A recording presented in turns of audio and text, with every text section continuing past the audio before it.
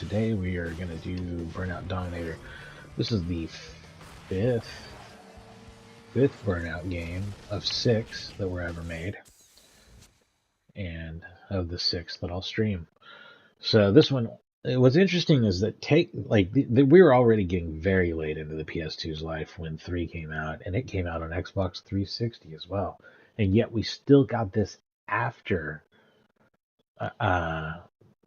I'm sorry, Burnout Revenge. We still got this after Burnout Revenge. And part of that was because of the PSP.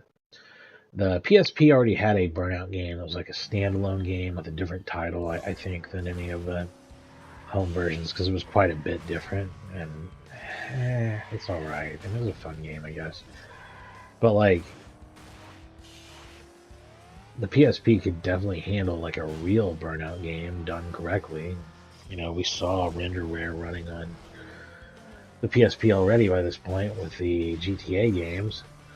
So they did a Burnout that they decided to put on both. And it doesn't include the crash mode. And I don't know if that has anything to do, like if there's any issue in doing the crash mode. I don't think. What's Record Breaker? I actually don't know what this is, so maybe I'm wrong.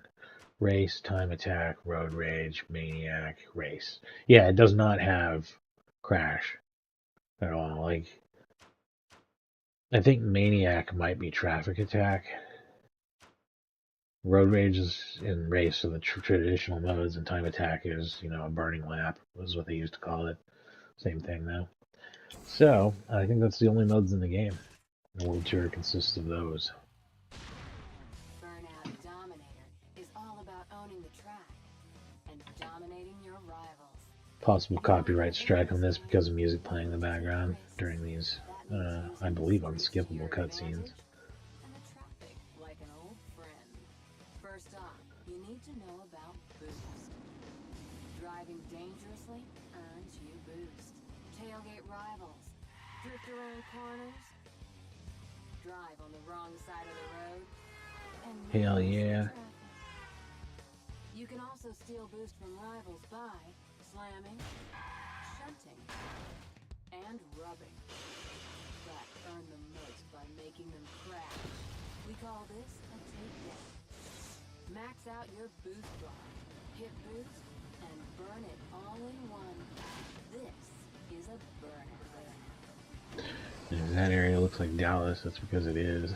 While burning refills your boost bar. They've done Chicago and I think Miami or something before, like other pretty recognizable areas. There's definitely an area that looks like Chicago where you go under the L. Dominate the track. But beware, you can only earn while you burn. And what is that? Burnout 3, I guess. We know there are times when a smash can't be avoided. So, while you're crashing, These are unskippable, like I said. It does have impact time. You can still force crashes to happen during a race, but it doesn't have a crash event. So the place where you would use this the most doesn't really come into play. Time it right and activate Crash Breaker for the ultimate explosive payback. Combine Aftertouch with Crash Breaker to take down the rivals you otherwise couldn't reach. Keep your eyes open for signature shortcuts. Take down a rival in the right place, and you'll unlock a whole new way to burn round the track. Now you know the basics. Let the domination begin.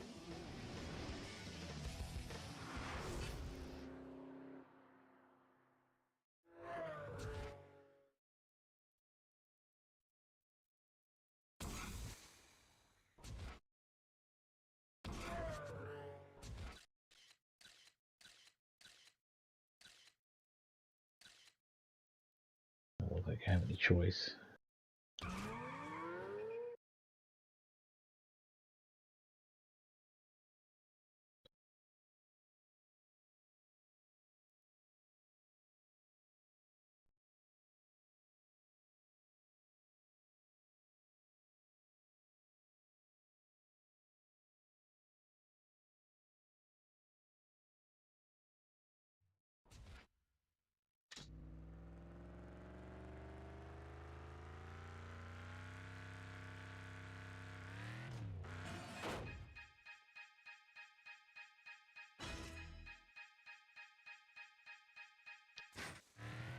Okay. Yeah, I know how to play Burnout. I don't like being interrupted.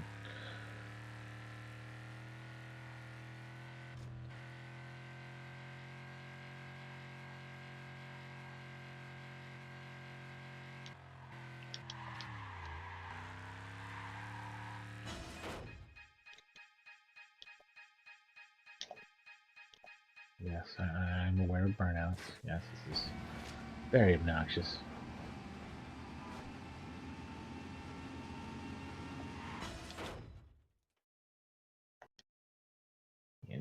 You're really interfering with me having fun here. Just please stop, game.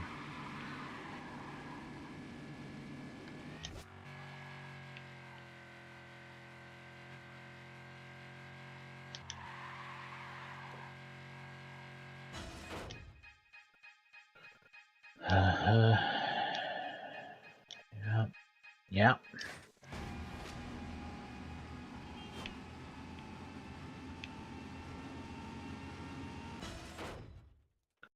Oh my God. I think this might be done with this stream already. I've never, I've never seen so much hand holding. This is beyond obnoxious.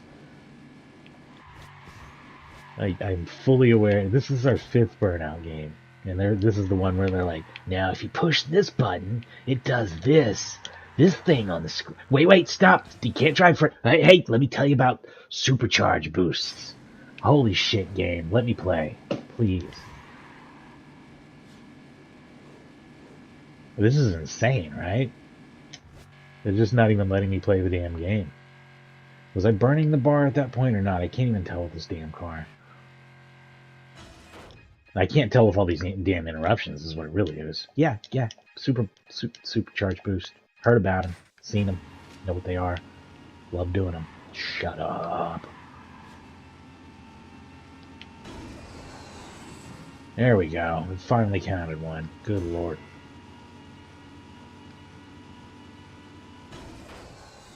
Oh my god, did you know you can chain them together? Holy shit, guys. We've got a revelation here. We need to stop the game yet again to tell you something.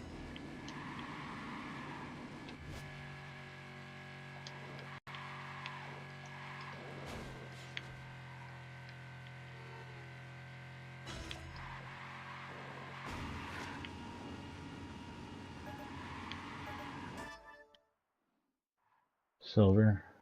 Silver because you wouldn't shut up and let me play the game. There's gold. I guess it was a gold.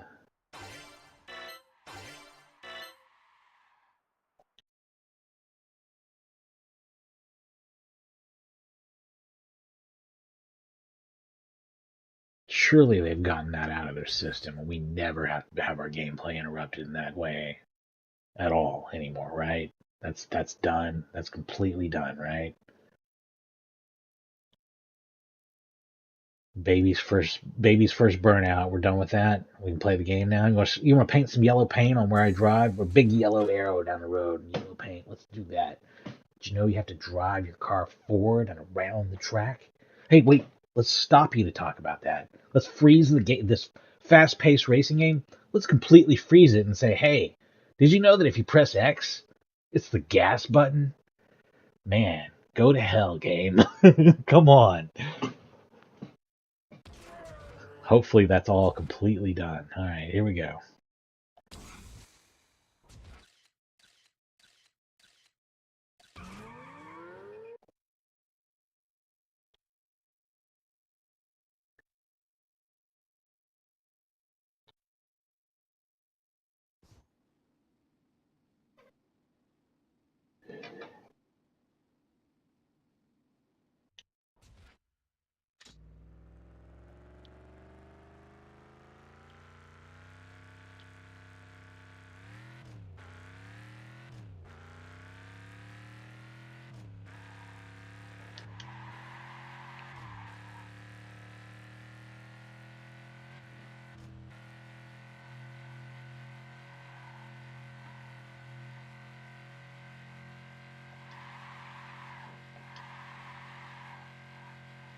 Oh, this is an Asian track, so it's the opposite. Oh, let's start over.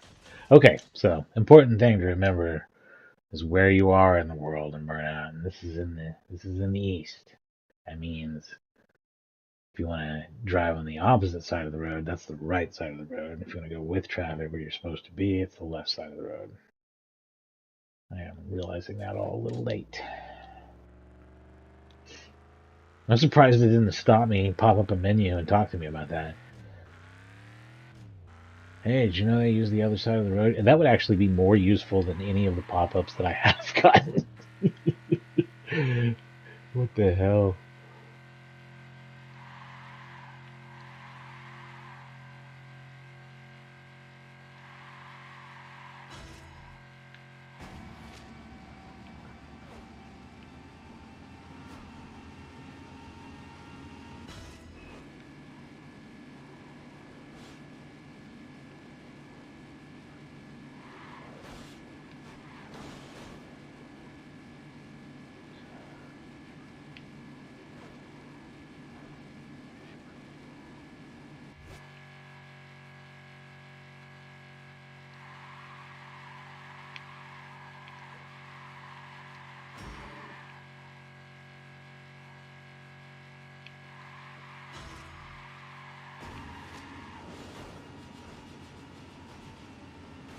Not exactly how I wanted to do that, but I think I can make it work, yeah.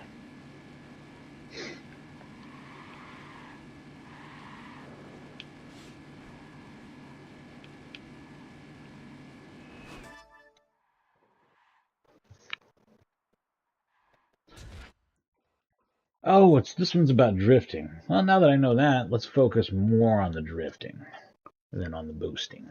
I thought I was playing for time. That's almost exactly the opposite of what you want to do on something like this.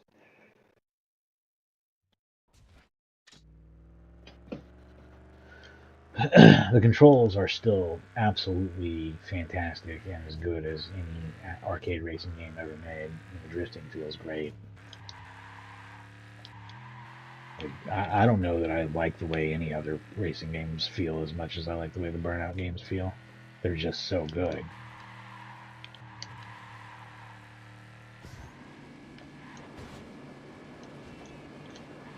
Boosting's not going to do me any good if I'm not drifting while I'm doing it.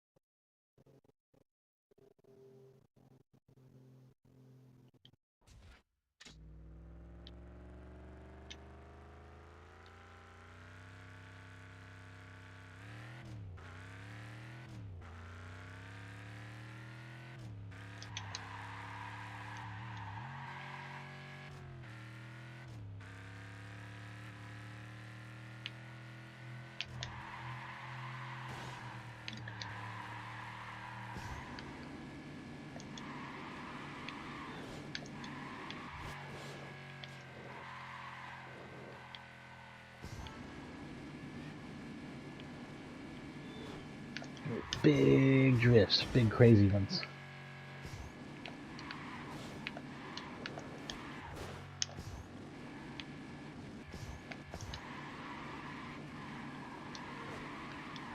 Oh, that was beautiful.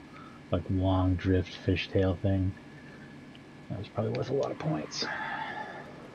But I don't know because I'm not paying attention. There we go. At least we got silver. Maybe we can go for the gold. Who knows?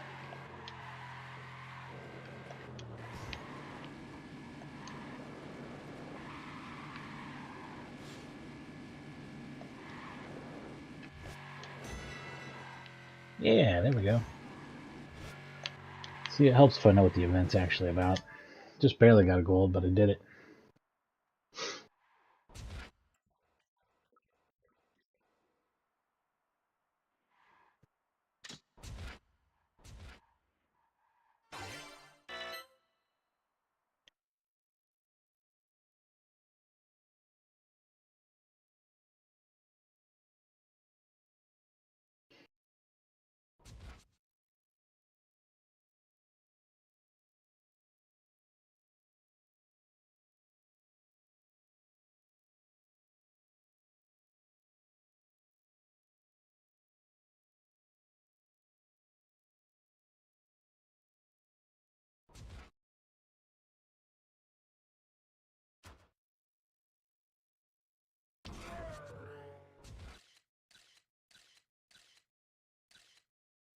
Oh, hang on. Does it say what the event is? I'm just jumping into these things and I don't know what they are.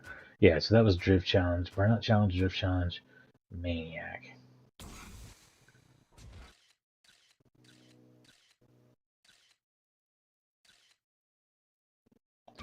And again, none of the cars have been optional so far. Is this traffic attack?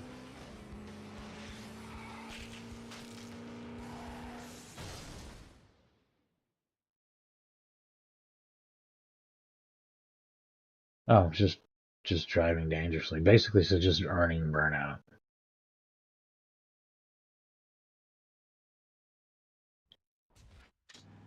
So you really don't play this much different than the burnout mode that we did first. Except for also drive dangerously when you're burning out to maximize your points. That would be about the only real difference. I usually don't focus too much on driving dangerously after I'm burning out, or I may even intentionally avoid it because it's pretty dangerous to do that while you're driving fast. Oh, terrible. Absolutely terrible.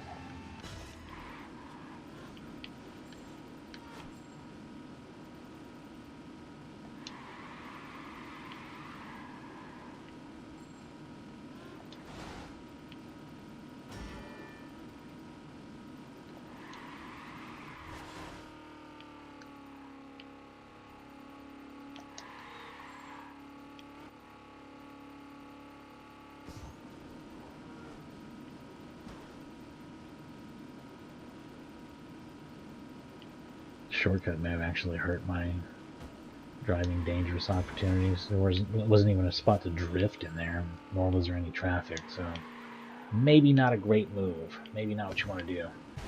Fuck.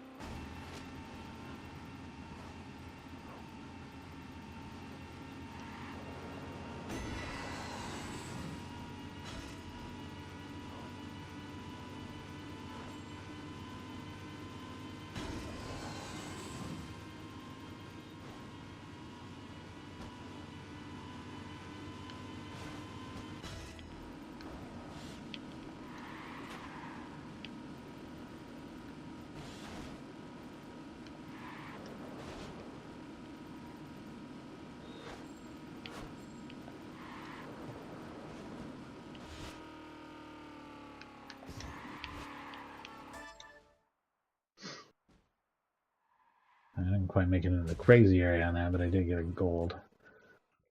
If I'd gotten just a little more points, I could have extended the time on it and gotten a lot more points, which is kind of interesting.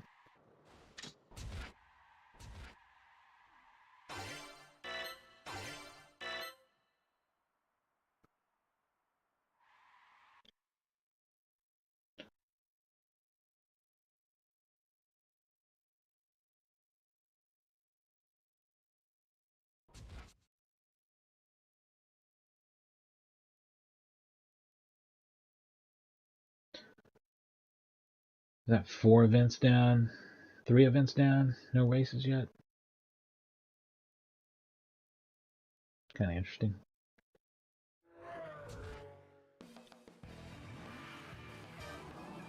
Alright, I have this car unlocked though. It's kind of cool. This is a race. And we're going to Dallas to do it. Alright.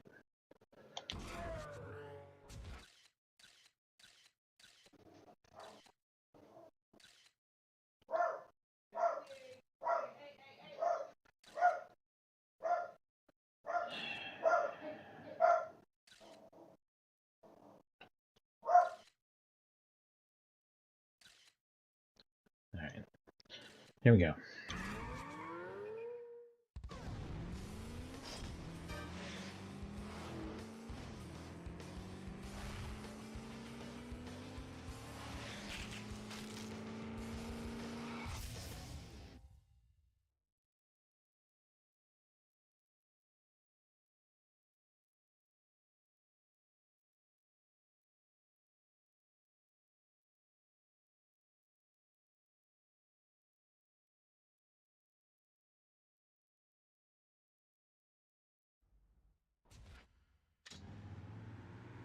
trying to highlight an obvious shortcut there.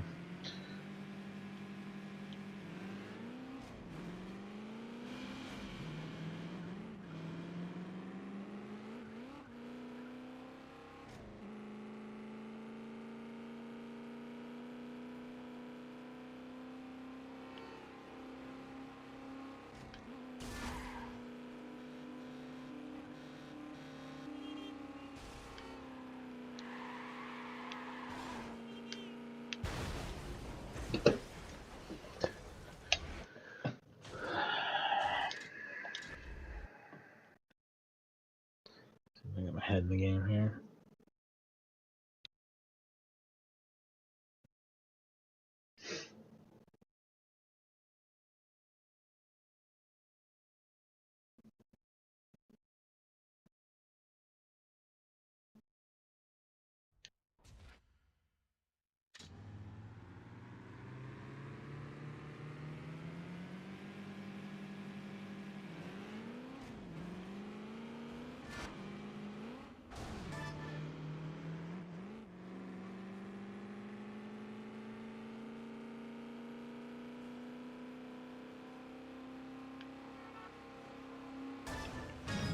Nice. Now I can take off. Sweet.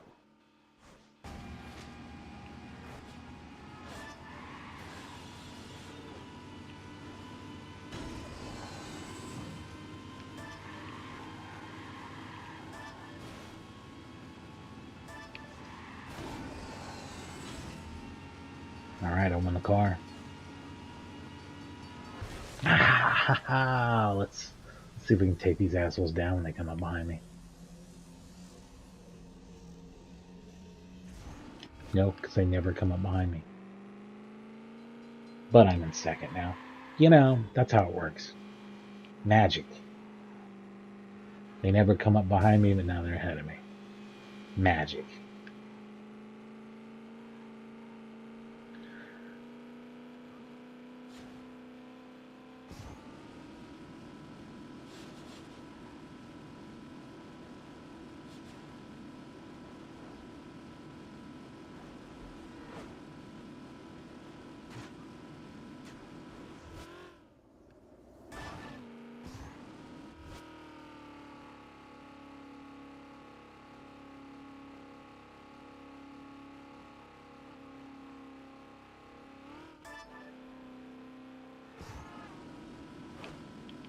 My God, this is dangerous.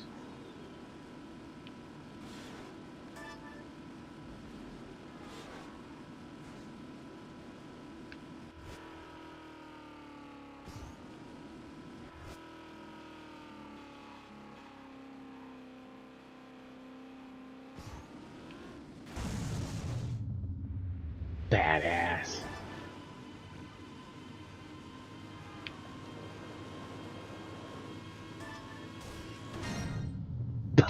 That's so badass.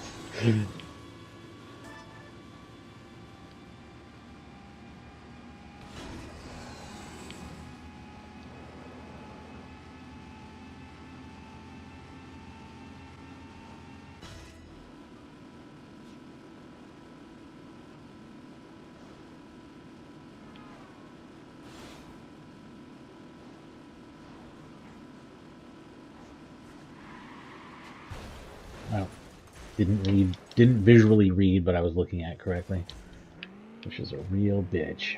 But I just didn't, I couldn't tell what I was fucking looking at.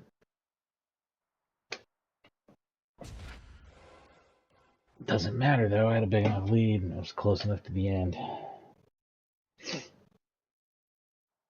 And I won the car because I got a 2 times burnout, so.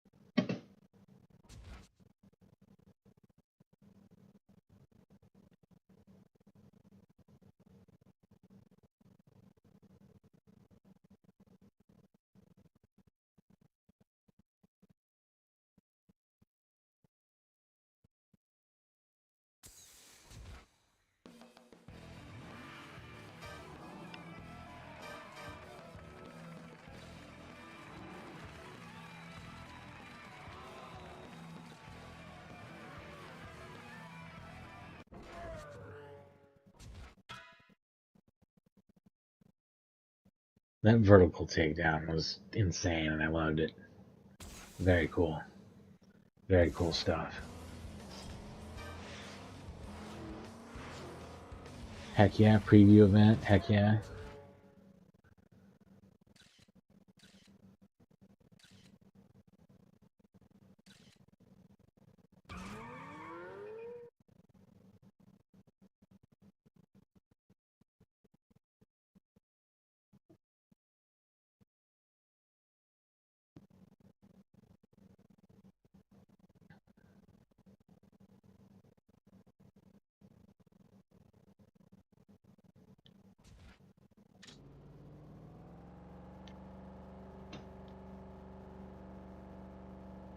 I'd like to do some more Nintendo 64 games soon.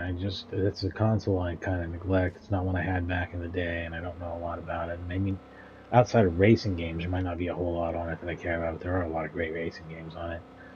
Thing is I've not been totally satisfied with all the emulation options I've tried. Damn it. This might be worth doing over. First of all, what is this? A timed event?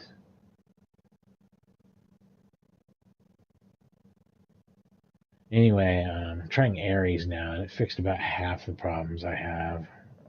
But I'll take any suggestions anybody's got on that. Should I get the standalone version of Moopin? Can you still use a software video renderer with it? Because I really don't want hardware video rendering on my Nintendo 64 games 99% of the time, I'd say. I don't know. There might be some exceptions to that. Big exceptions might be games that have a 480 option. I might want to do hardware rendered 480p instead of the gross interlace output. Ares does it gross interlace because it's all software rendering, but it has a de-interlacer, so it doesn't look so bad.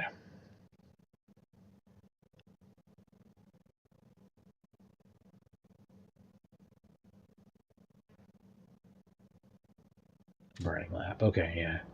I just gotta do a lot better than I was.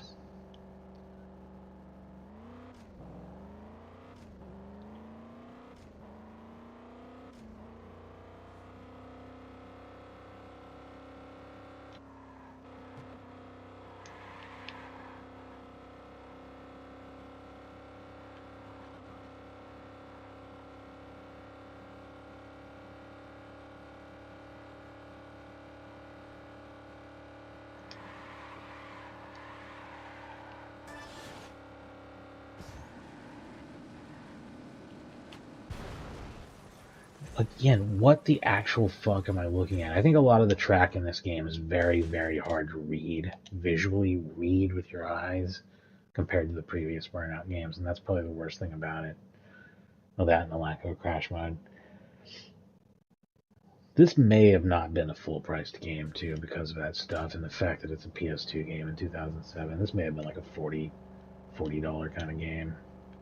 I remember I bought it, though. I have it up on the shelf here. It's not just the magic of emulation and piracy. It's a game I actually own. Every Burnout game I own, I guess. In some format.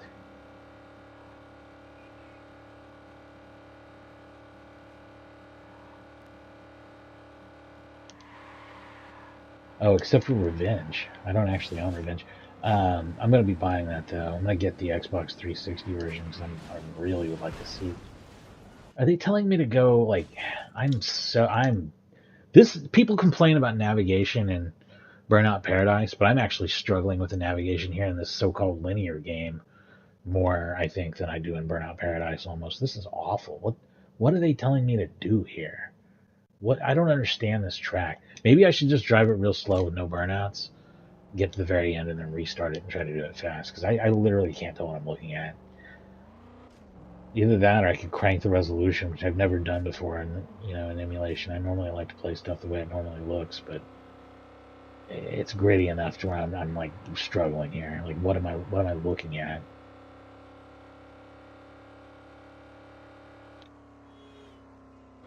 I guess I'm not going to reset if I wreck this time. I'm not trying a real attempt here.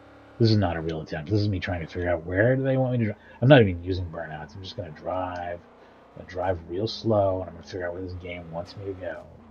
Oh, you can go through the middle. I don't know if that's faster or not, but whatever. Okay. They want you to brake right here. Okay, okay, I gotcha. And then go down here. And then go around here. Let's just fucking slow cruise it. We're just out here cruising, man. Looking at what this track looks like. Because I have never been so fucking lost in a Burnout game before in my life. Yeah, there's a split there, and I guess it probably comes back together somewhere. Lord only knows. Here, I guess. That's where the other one splits in. Okay, I think I can handle it. That first part though, there's there's no indication to go right there. There's just not. I mean, yeah, there's arrows on the little like barrier thing, but because of your field of view and the angle you're coming in from, it's to your right. It's off screen. You can't see it. There's nothing really from the natural point of view telling you to go right. This is some pretty compared to other Burnout games. This particular track here, right here, is pretty badly designed. This is not laid out well. It doesn't visually read to where you know where to go like it does on the other tracks.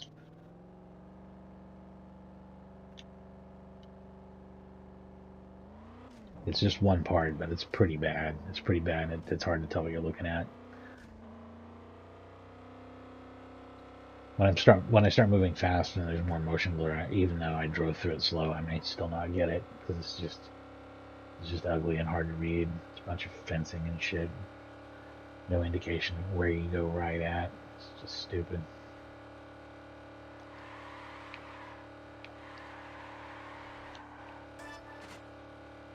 But it's right here. You go right.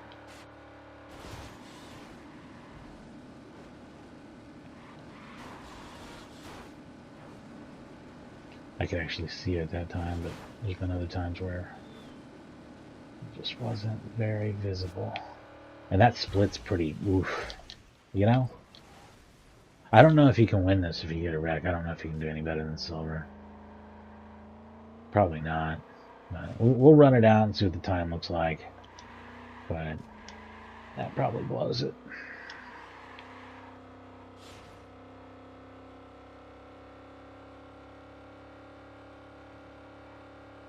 Oh, this is an okay.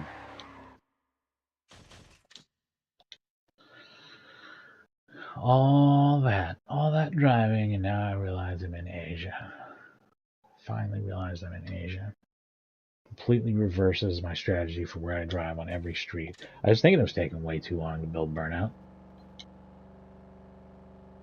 Also, the notice for like incoming traffic needs to be more visible.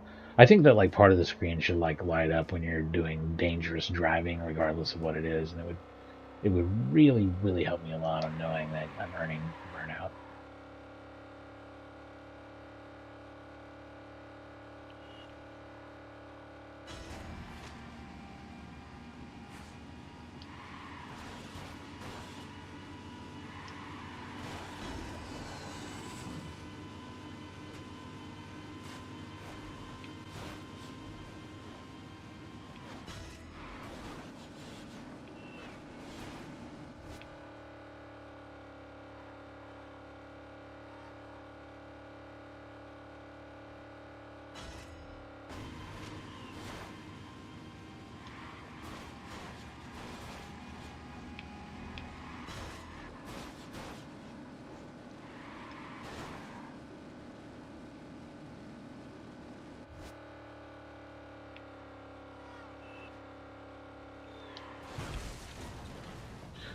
Ugh.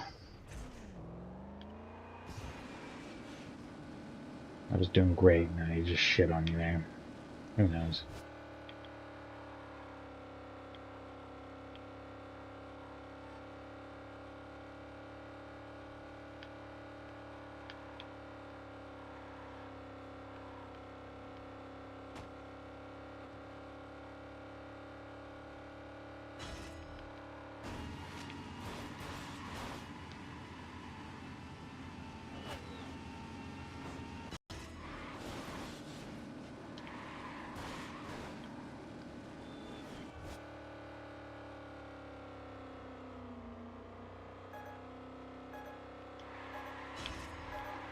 Well, you ain't getting no gold. Maybe there's a silver in my future. Maybe, maybe, maybe. There is.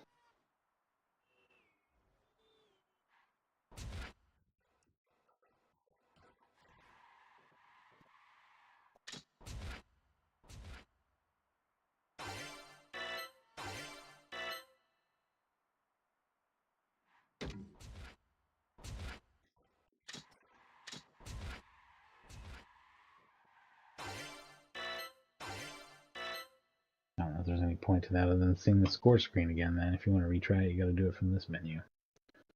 Or whatever menu it's gonna be on.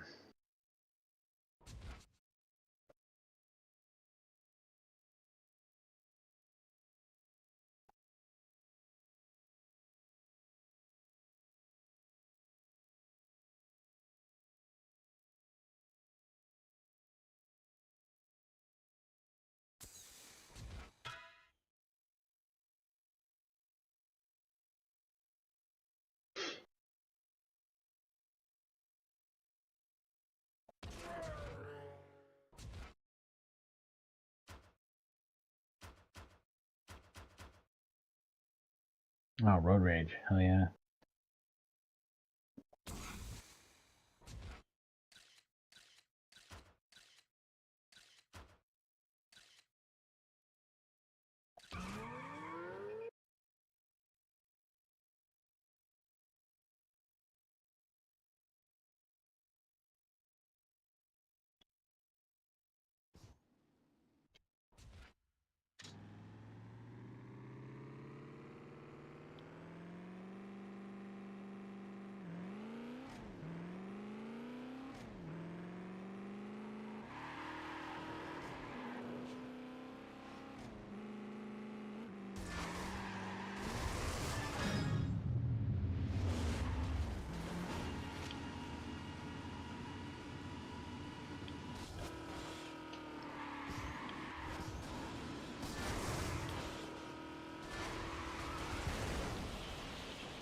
I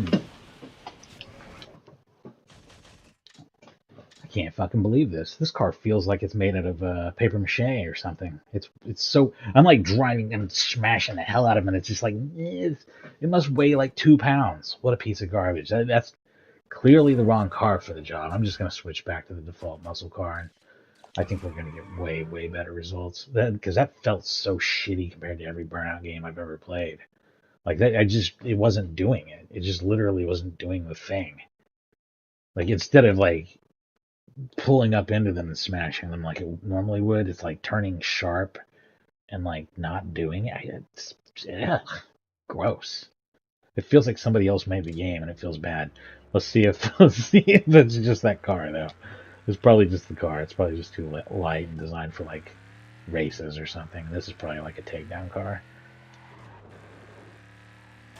Yeah, that's a normal Burnout. Okay.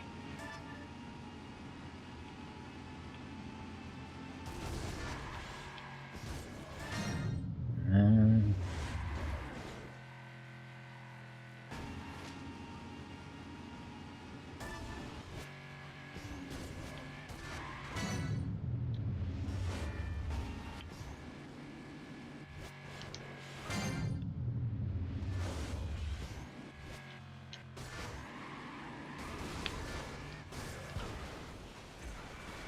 okay. Well, I'll accept that as legit. A little rough, but okay.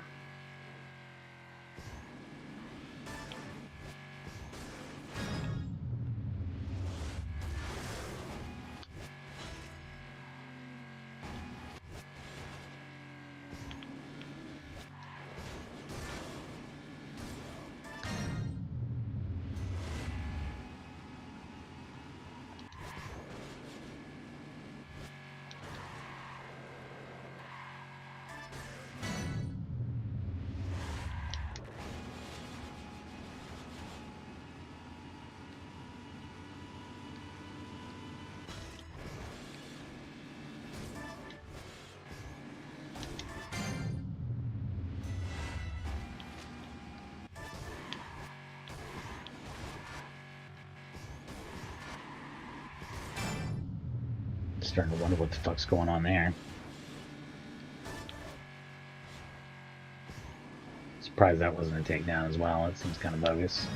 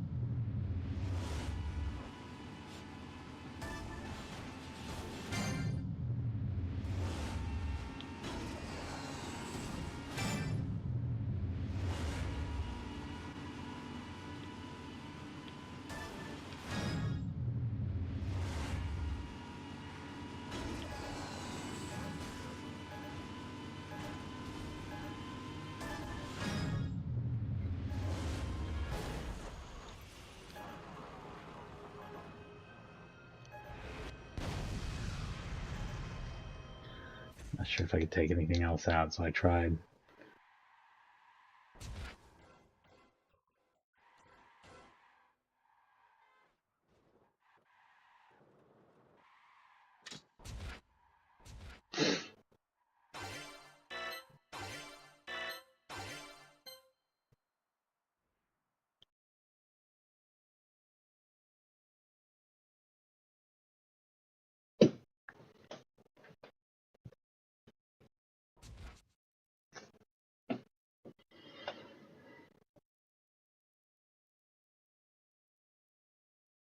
I'm going to take a quick break here, and I'll be right back. Just a moment, and we'll do some more Burnout. Dominator, we've now unlocked the Factory series. We'll check that out. Back in a moment.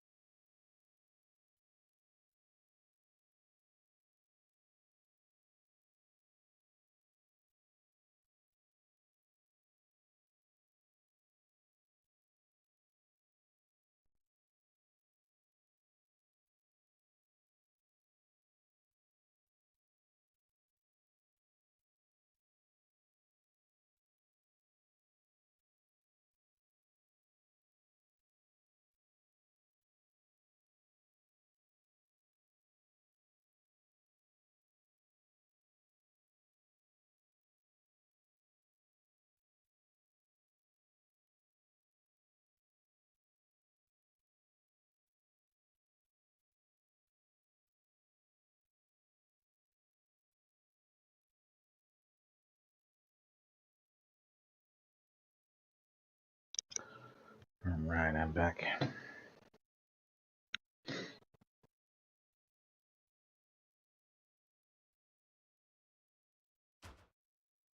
Before we move on to Factory Series, let's see what, if anything, is left in Classic.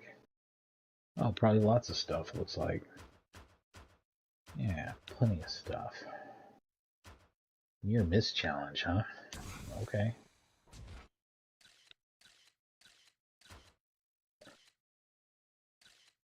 Feels like this might be the move. I don't know.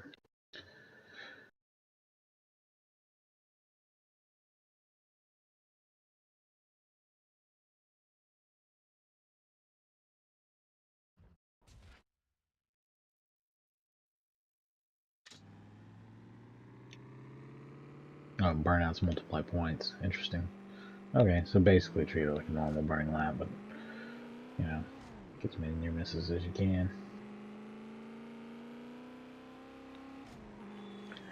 Oh my god. That might get kind of nuts pretty fast, actually. Okay, I gotta get a little bit of a better grip on the controls, feel of this car, etc. This might not be the car, also. I might be back to American Muscle yet again. Who knows? That was not stable. I was not going into that stable, and I couldn't stop fishtailing after I started dodging.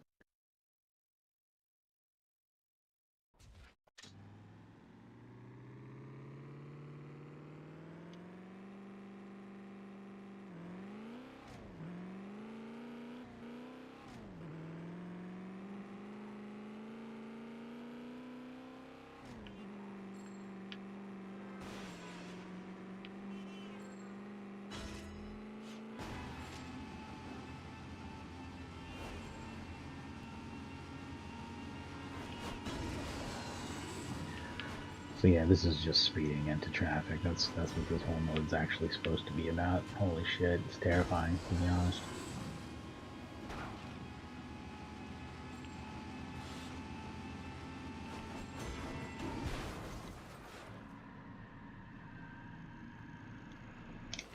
Boom! Oh, you can't do it.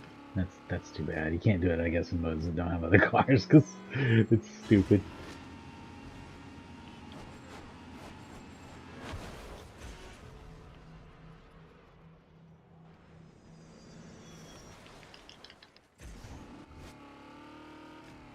It's stupid to use it at all. We should just have it completely disabled.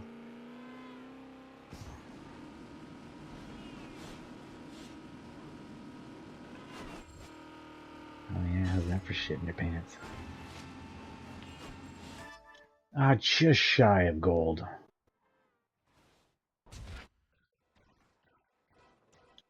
Let's do a retry on it. I feel like I can get gold. I feel like it's going to be luck a little bit.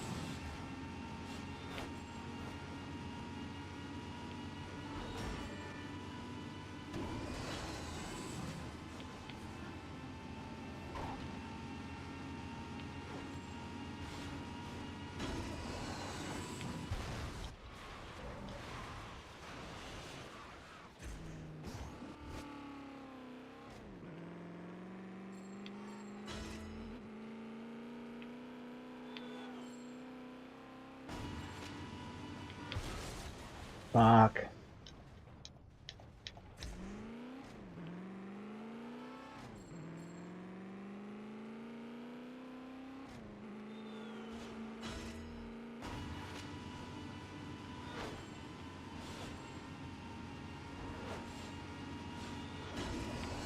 Nah, it's the same. So yeah, that's pretty hard. I'll just take a silver and move on.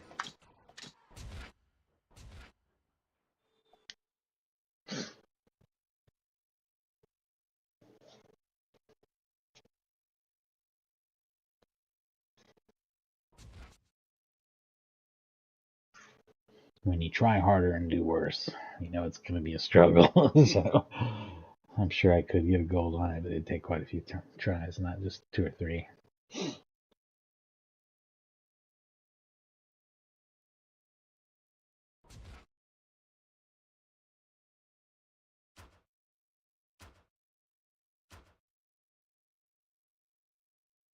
Oh yeah, this was the preview event. I said I could probably get gold on it if I tried it again. Let's give it like one shot and see how it goes, and then, you know, that's basically going to be it. Win, lose, or draw, one shot.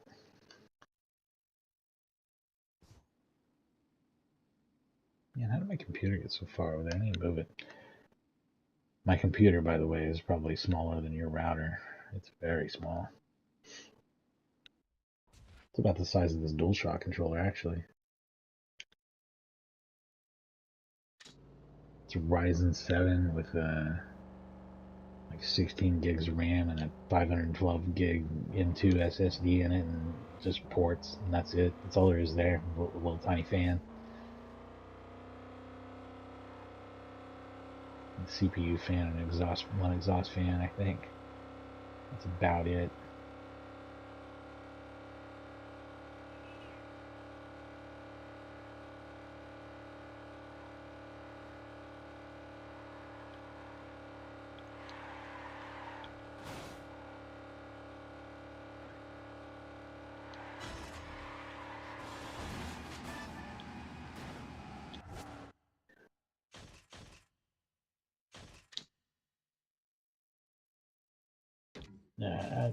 Okay. Oh yeah, this is that timed event.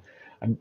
I've never seen this giant red wall before. I don't know what the fuck was I looking at. What even was that? This track and like this special. I mean, it's just been this specific race. This is the only one I've had this weird navigation problems with that don't exist in any other linear Burnout game. It's just really, really badly designed, I think.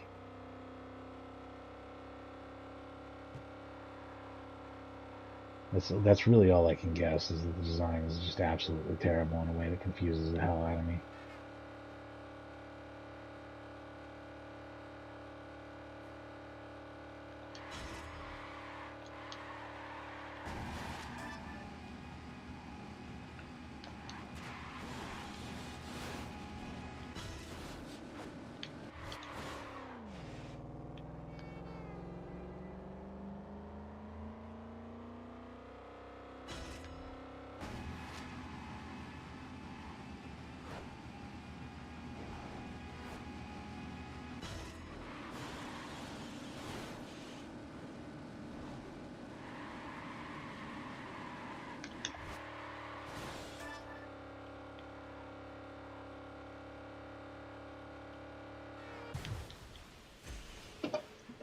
Yeah, it's probably over. I don't think that this is gold, so that's pretty screwed. I'll go ahead and run it out, I guess, but I think I'm screwed. I don't see any. I think that can be done. Once we hit finish taking, I'll just quit. Looks like it's over.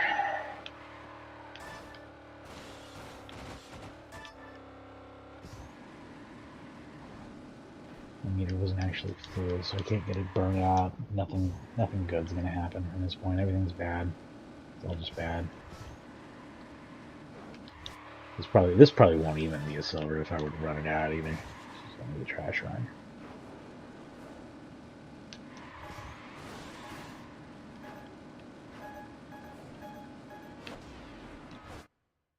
There we go. Alrighty.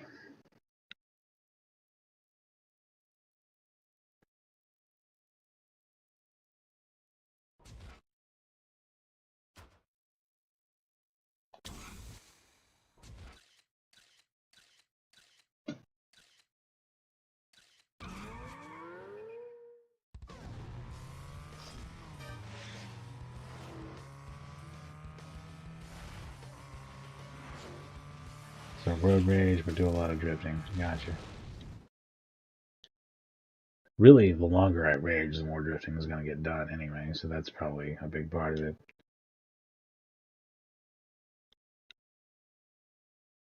Just get those takedowns.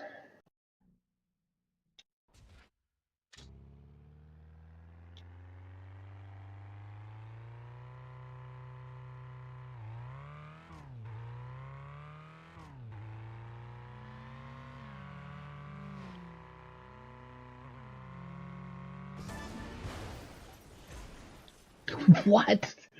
No. What? That's the fakest shit I've ever seen. I'm going to try and remember this mark. 58 minutes in. Watch that again later. Cause what? This car, like, nah, this is not a takedown car, what they put it in the takedown mode.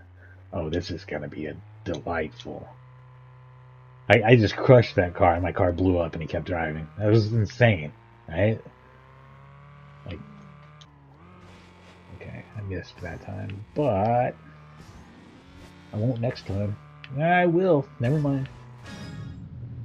Okay, I was about to get real pissed there.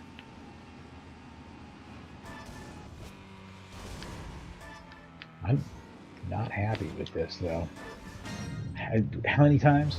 I had to smash him, smash him, smash him again, smash him some more, and then finally he's taking that. What?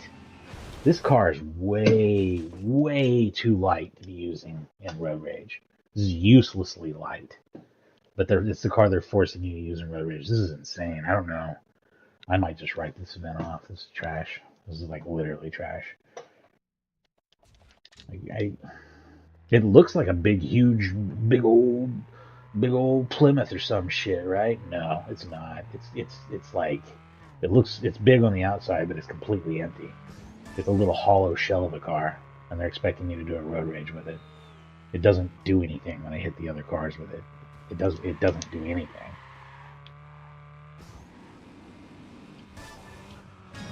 There we go.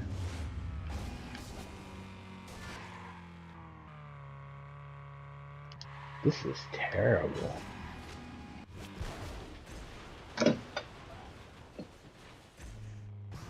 Man.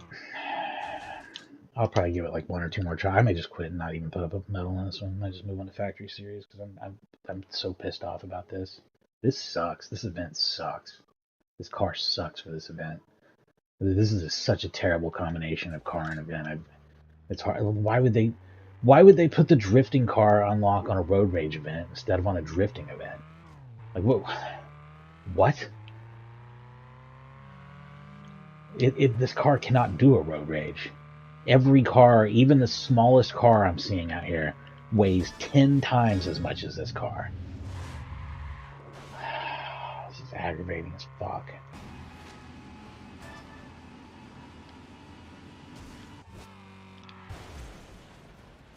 This car's a fucking piece of shit. And I actually don't care if I unlock it because I don't ever want to drive it ever again. It's useless. If you hit another car in it, you're dead.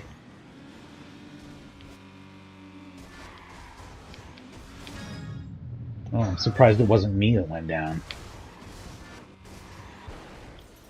Like it has been every other goddamn time.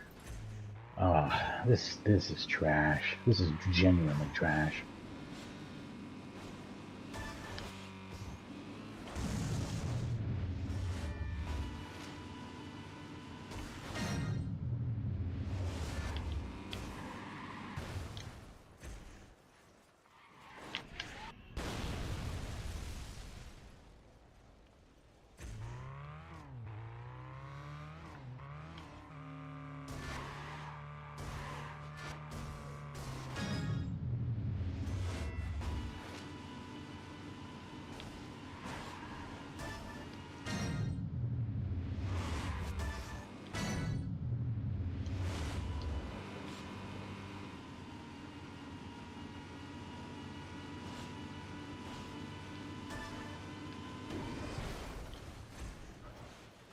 Taken out by myself because the car's trash and everything it touches makes it blow up. This fucking car sucks so goddamn bad compared to every other Burnout car I've ever driven in any of the games. What a piece of shit.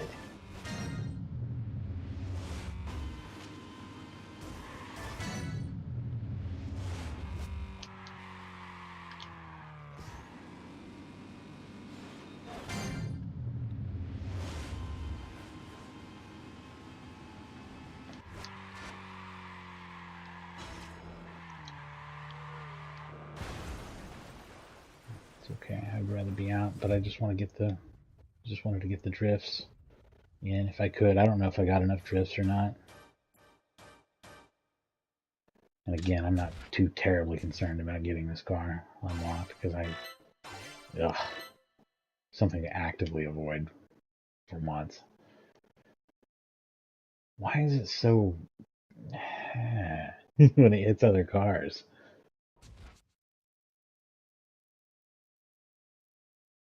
Like it feels like It doesn't get blown back like a light car, but it blows up like a light car. Like it feels like it's just like explosive or something, and it's just ready. It's like primed to blow up anytime it touches anything. But here it is. Now I have this piece of shit. Drift Classic. Do not drive. Drift Classic. Maybe on a specifically drifting event it's worth using. Void at all other times.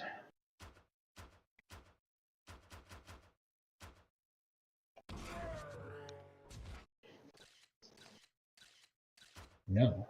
No way in the world. I actually think that this is probably the best one for the race, but I'm not totally sure.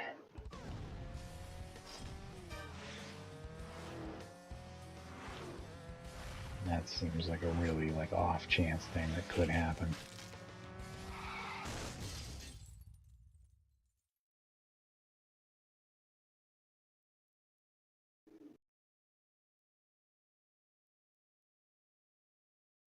I mean, don't get me wrong, I love taking people down, but you don't get to pick which ones you get. And if you're trying to win a race, you get to where you're not taking people down because you get ahead of everybody.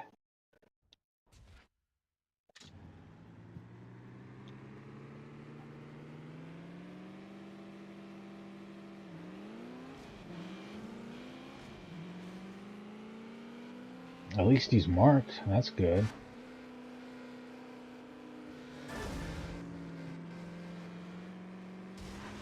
That might actually make it possible.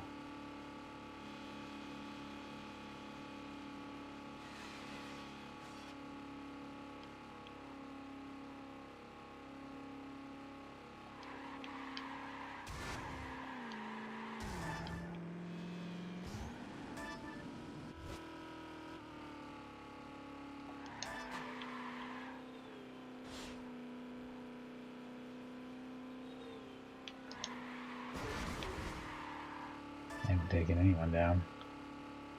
I'm ahead, so, I mean, this is kind of the way it's going to go down, I think.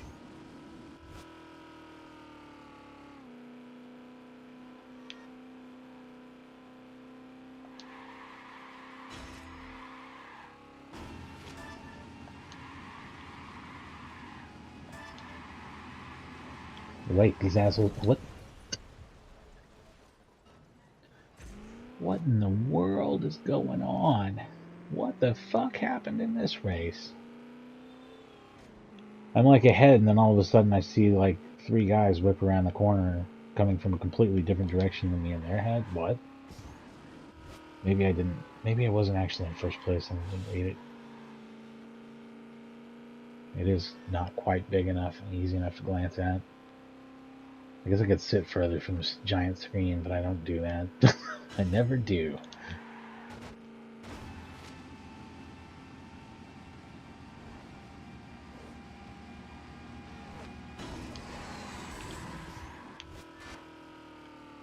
I got a really good slam on him and still didn't take him down.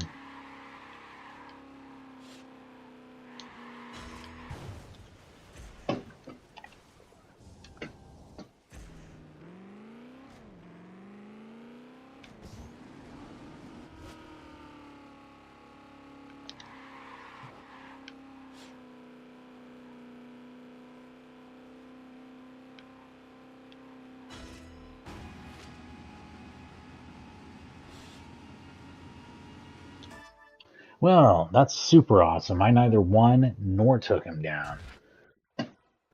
Let's try this again. Jesus Christ. That couldn't have been any shittier. Like, every time I would come around the corner, I would hit that embankment in the middle, that split in the middle of the road. Like, it's so extremely hard to avoid because of the way the drift and the traffic and everything else works. It just flings me right there. It flings me right there, and I managed to hit it, what, like 3, 4 times? Ugh.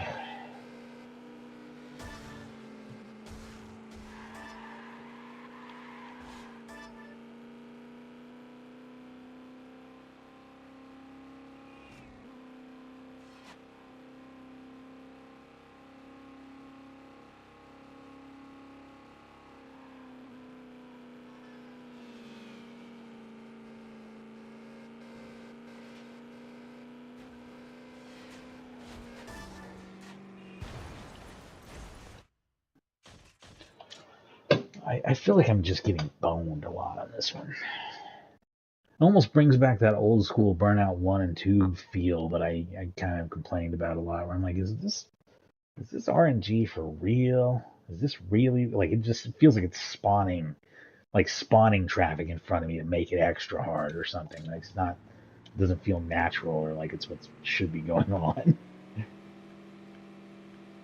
I mean, yeah, I'm gonna mess up every once in a while, but I feel like every turn they do it, and the car's right there. Right, they put a car right there, so I had to move into the pillar or something like that. It's always some bullshit.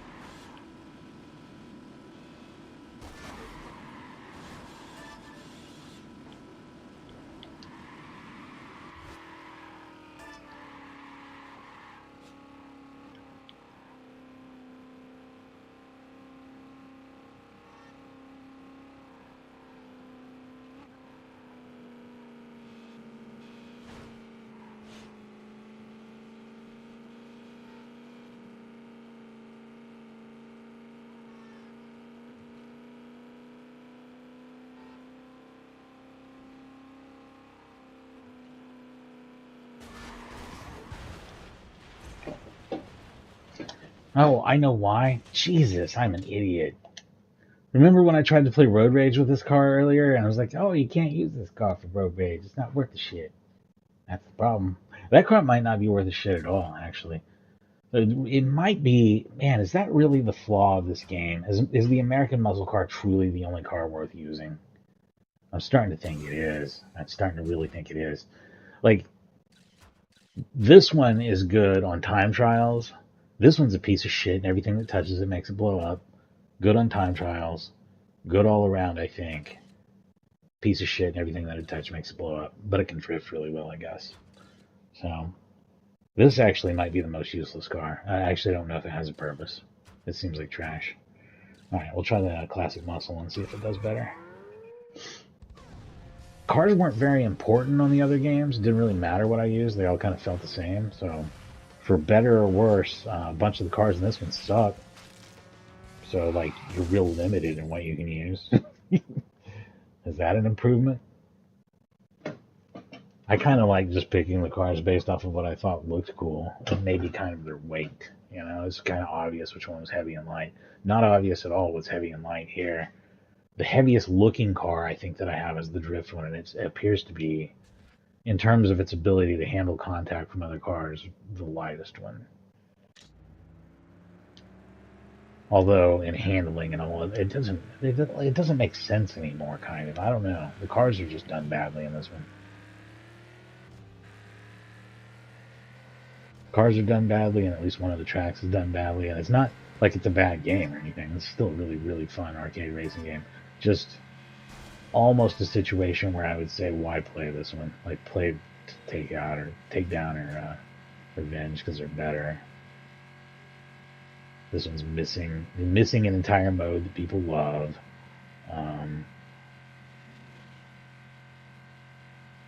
And then then it has also this car and track situation that I'm be happier about.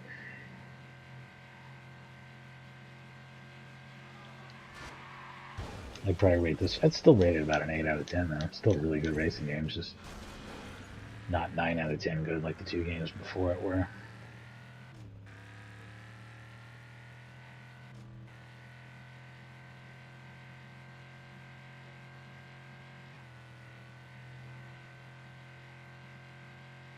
Looks like I'm losing now. Doing even worse somehow. Yeah, this one's a lot more difficult probably as a game than the other Burnouts. quite a bit more difficult game.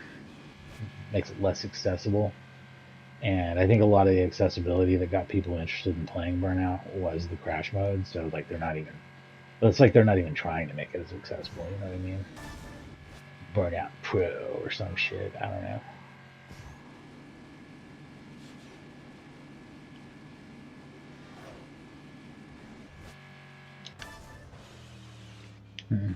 We're gonna do it. We're taking this guy down. I'm putting a fucking line in the sand. Actually, I want this to happen. I'm mad now. I want it to happen. We're gonna do this. Nope. We're gonna do it. I'm gonna restart this fucking race 1,000 times if I have to. I'm gonna take this motherfucker down. Yeah, eat fucking shit. Now I can race. Now I can just play the game. Yeah, because I wanted to unlock that car, and he's just so slippery. So slippery. Now I can just focus on driving as fast as I want, instead of worrying about getting away from him. Of course, I'm just going to wreck as soon as I try that and say that, but...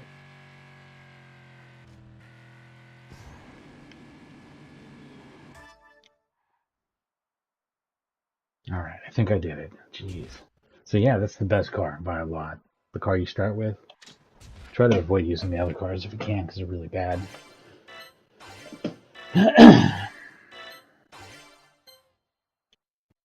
The Burnout Classic might be irredeemably bad in every way. It might control worse too than the other cars. It seems maybe it's faster than the other cars, but man, it's really, really bad.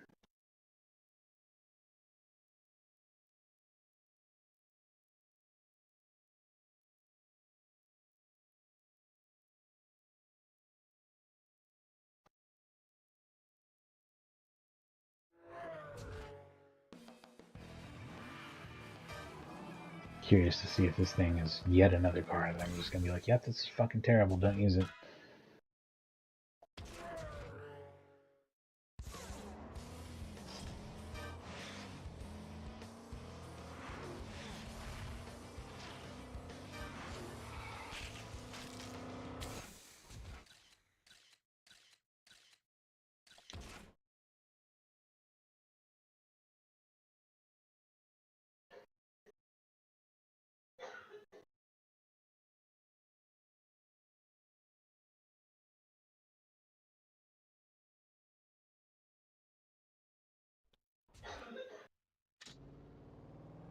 The graphics are really good on this one. This is maybe even the best looking of the PS2 Burnouts.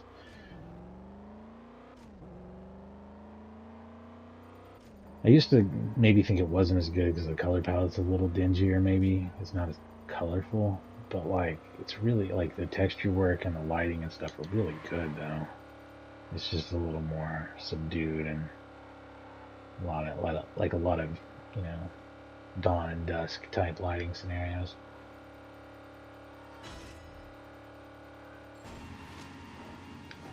Still getting a little too crazy on the bloom, though, as you can see. It was absolutely blinding there.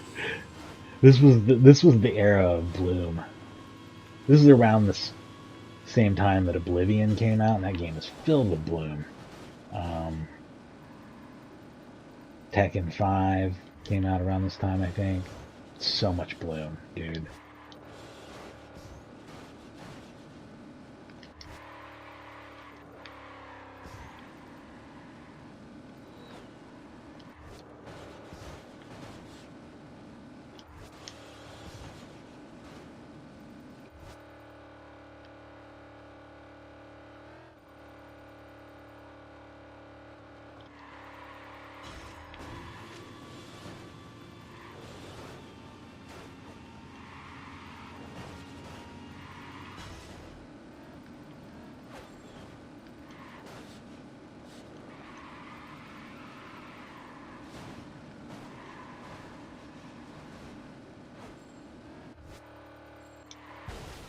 Oh, shit, it was doing so well.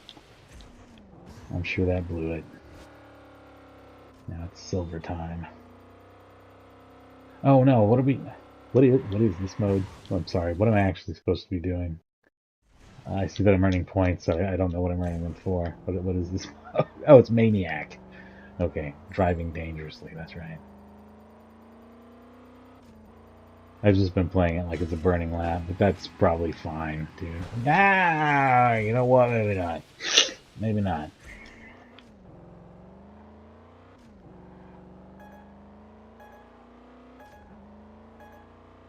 Didn't even get a bronze, actually. No, not even remotely okay. I guess we're gonna settle for bronze this time, by the way.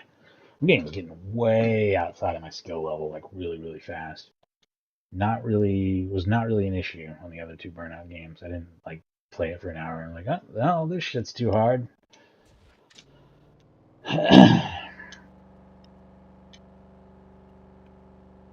This really is Burnout Pro. They should have called it Burnout Pro.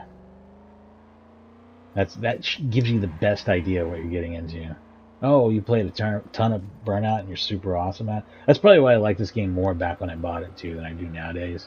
Because it's not like I'm playing Burnout all the time and I'm like super familiar with how to pull off, all the tricky moves and dodge the traffic all the time perfectly. I'm just not in Burnout mode, right? But back then I was. I played a ton of Burnout and I loved the hell out of this game. I thought it was because I all I really cared about was the racing parts anyway. But yeah, because it was more challenging, I guess it is much more challenging. It is unabashedly, unashamedly, not in the slightest trying to be like not super hard after just the first few events. Like I would consider Takedown and Revenge to just be very average difficulty racing games. Yeah, just average. Not even hard or easy at all. Just very average, very fair. And I consider this game this is quite hard. Like this is not super accessible.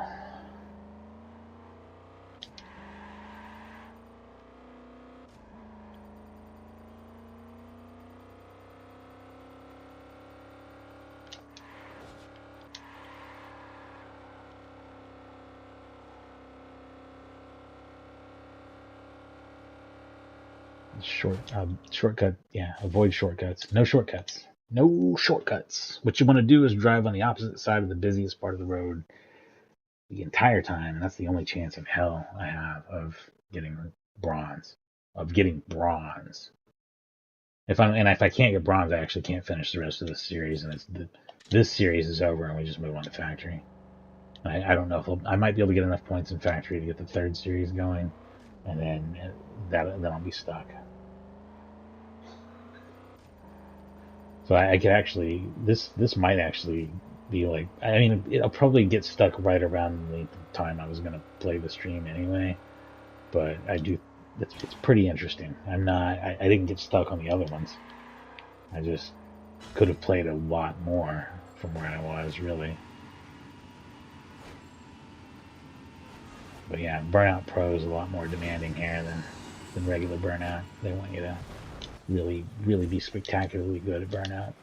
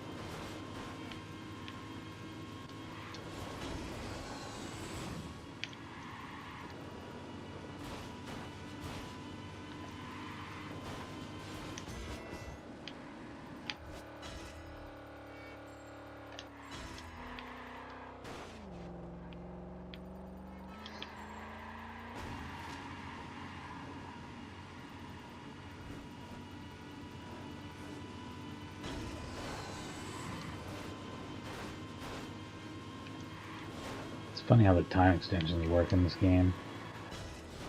Like, very obviously on this track I struggle to get bronze, but once I hit bronze, silver was given to me for free basically because of the time extension. And really, I don't think gold will be all that hard to hit from there. I may or may not do.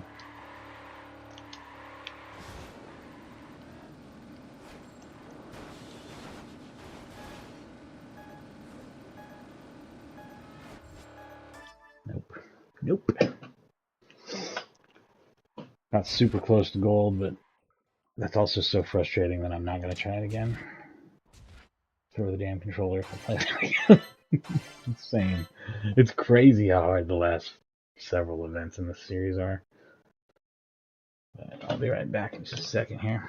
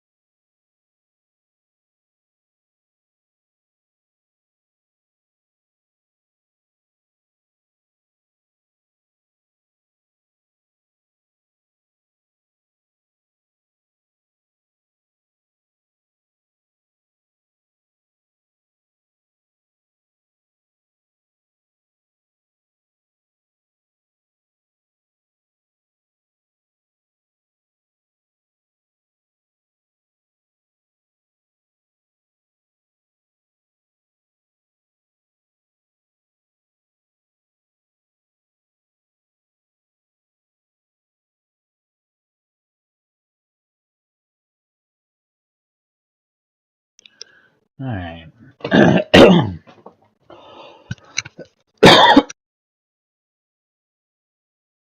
Excuse me, my allergies are killing me today. So we're back with some more Burnout Dominator. To recap on this game, because it was getting pretty frustrating there, but like, it is a really, really good game. It's just, the thing is this one is just the racing time trials and road rage, really, and some slight variations on time trials, but focused on different aspects of the dangerous driving. It does not have the crash mode. It gets much more challenging, much faster than the other games, and the cars are balanced differently, and car selection is much more important. Um, this is not the first Burnout I'd recommend anyone play. I think it's the harder Burnout that you should play after you've played the other ones. But I also think that this game has some appeal to people who like the racing in the other Burnout games, which is me, who have played the crap out of them and are super good at them now and just want like a more challenging one, which is not me, but used to be me. So take all that for what it is. This is what Burnout Dominator is.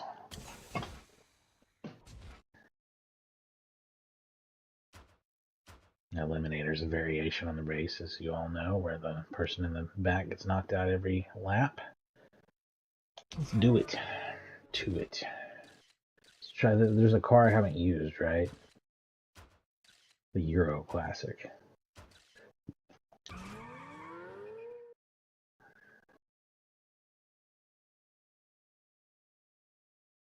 No, and also I think the graphics are exceptional on this one. But they really are on all of them. They're really good looking racing games. The graphics and the controls are exceptional. But the controls and physics on this one feel a little weird. I think it's entirely due to car balance, and the car balancing being a little more complicated and shitty than it used to be. I wish that you could restart races faster because there's a lot of RNG nonsense that can happen, like we just saw. It's just like,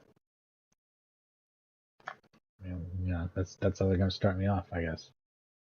Start you off with a massive, massive handicap compared to normal for basically no reason, except that the game decided to fuck me.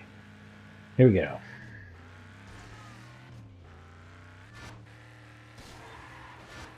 Almost did it again. It did it again. It doesn't matter. This starting area is a nightmare.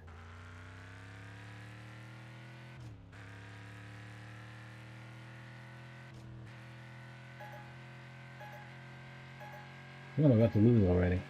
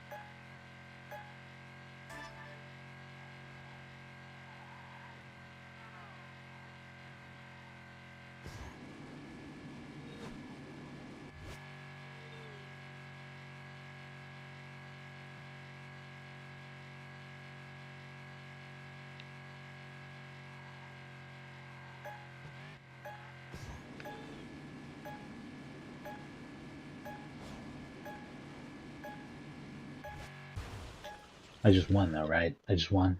Yeah. I was gonna say I'm gonna feel really cheated if I didn't just win. Alright, that's cool. I like that car actually. That's very, very tight handling. I don't know if it can handle doing takedowns, but it's the tightest handling so far.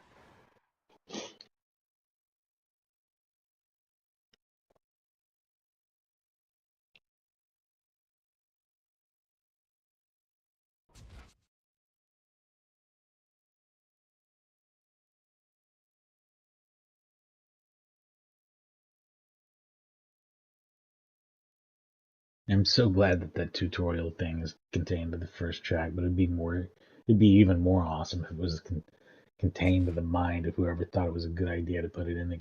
Why does this one have a tutorial thingy that you have to do, even though it's like the one that's like expecting you by far to be like a burnout master to accomplish the some of these things.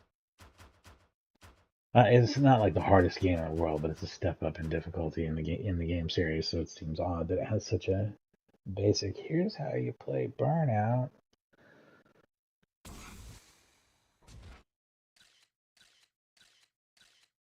Wait, I'm sorry, I didn't see what this is. What am I even doing here?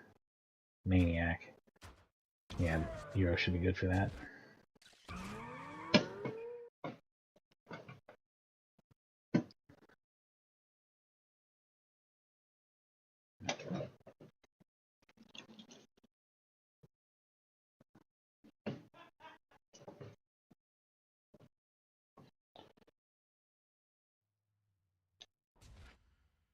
And this is Black Gold.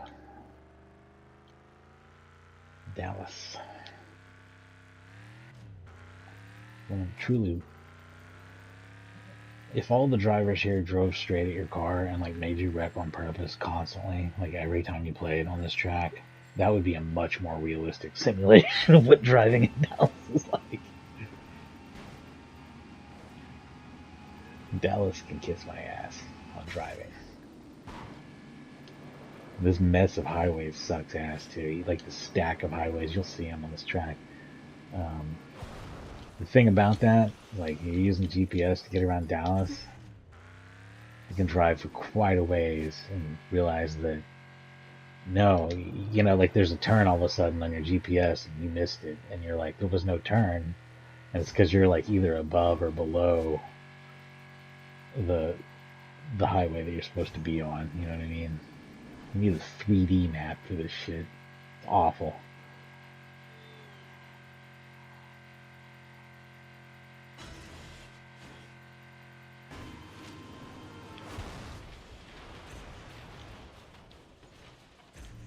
I don't think I'm doing all that great. I need to start over again, focus on being a maniac and driving well. I don't know. I don't know that I'm doing this right. What's the minimum to get? Is it 20,000 again to get a bronze? These events have all have really just it's 10 here. Man, these events have been so brutal to me. This little Alfa Romeo looking thing.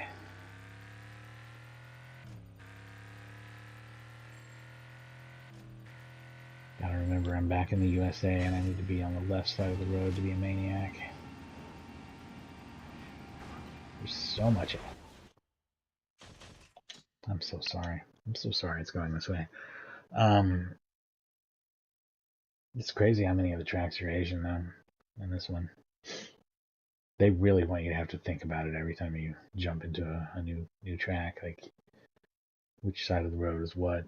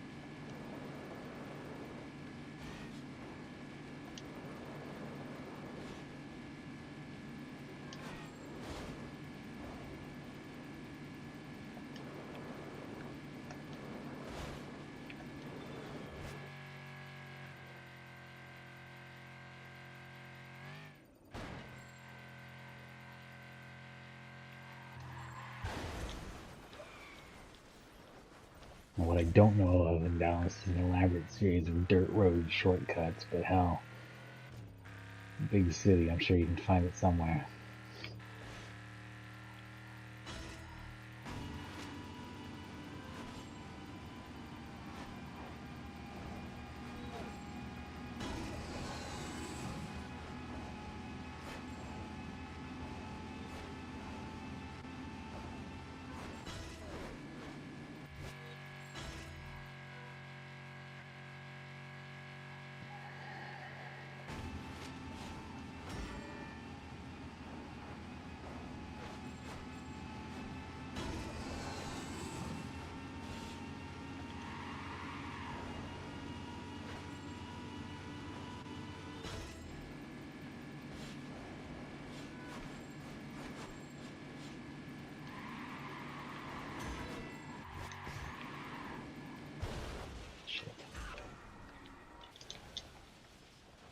anything with that maniac-wise. That's kind of a shame.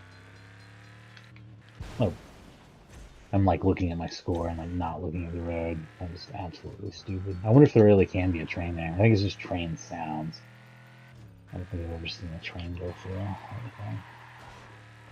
Be awesome. And by awesome, I mean terrible. Doesn't Paradise have a train though? Or is that they had planned to put a train in it, but they never did? I can't even remember now.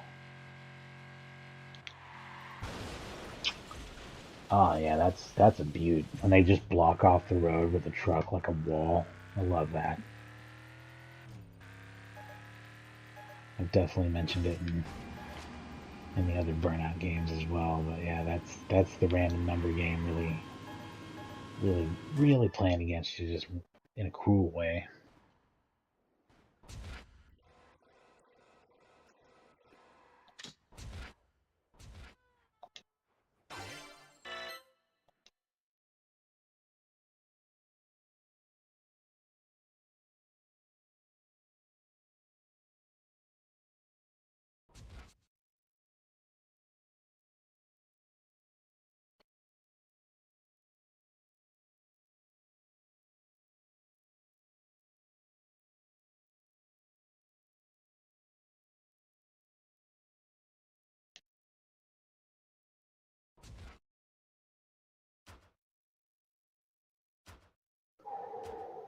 Grand Prix, okay.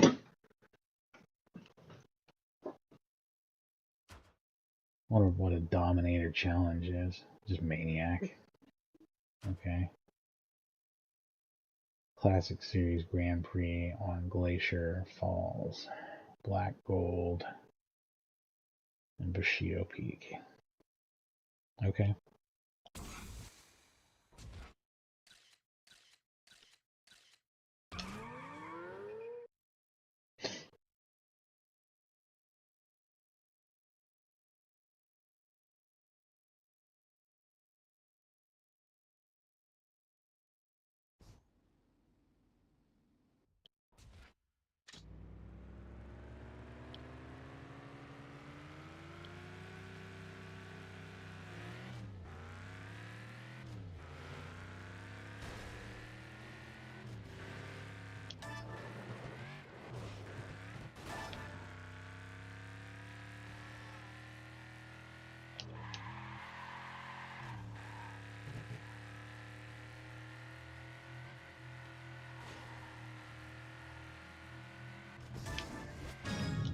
Hell yeah. Euro can get it done. Alright.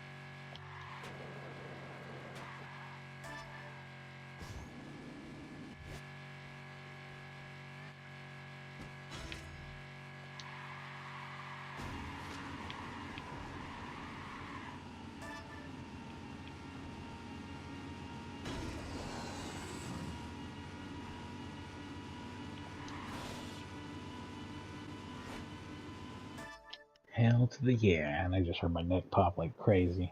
That's funny.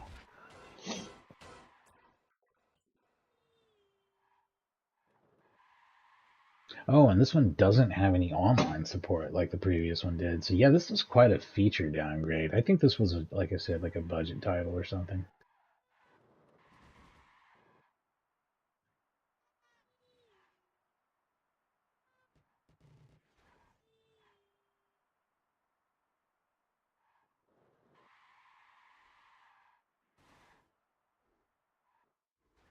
You know what? I'm starting to wonder about a feature thing on this emulator too. If I could get a sharper picture, does it apply bilinear filtering on top of over everything? Because this is in progressive scan mode, but I still feel like it's softer. Hang on just a second. I'm gonna check something real quick. I'm gonna have to cut this out because I don't want my streams to be filled with a bunch of emulator crap. But I am curious. I'm just curious.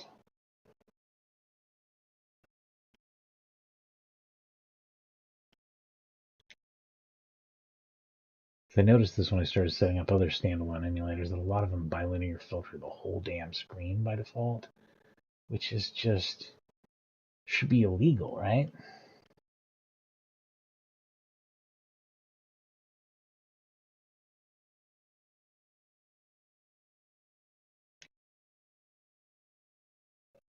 Try this. Yeah.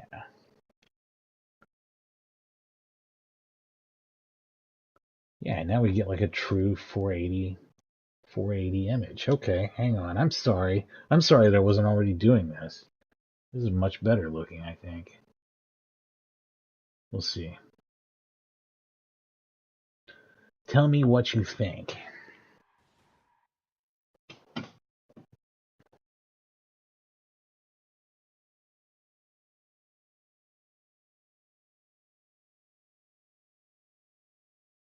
I noticed DuckStation had this crap turned on by default too, and I was like, yeah, now it's crisper than it ever was. I think. This is going to be a matter of opinion, I guess, but I think it looks good. I'll have to see what it looks like with interlaced games. It's much blockier, but I mean, this is what it... Hang on. This is what it really looks like. It was blocky before and then smoothed over, turning it into kind of a blur mess, you know? Like an overly soft image of the same resolution. If I start thinking it looks bad in some way, I'll switch it to bilinear sharp, but I think this is probably the way to go.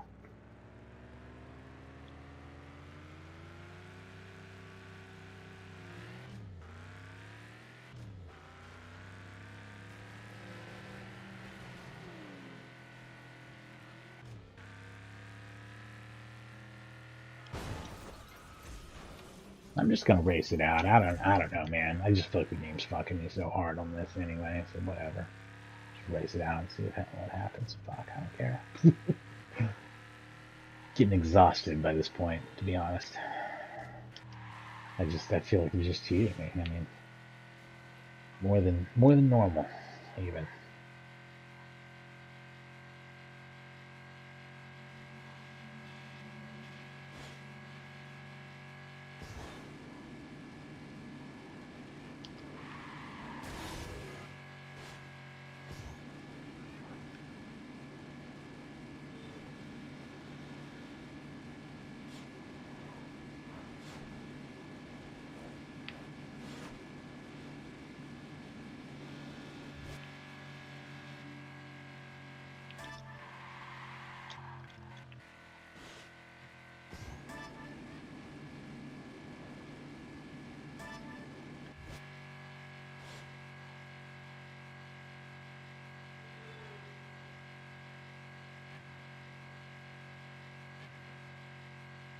Oh, did this restart the whole Grand Prix?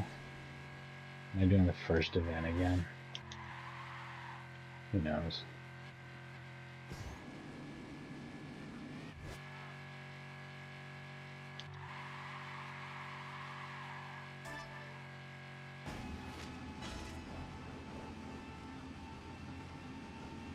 Kind of looks like I am because I'm doing Glacier Falls, right? Wasn't that the first event? Damn it.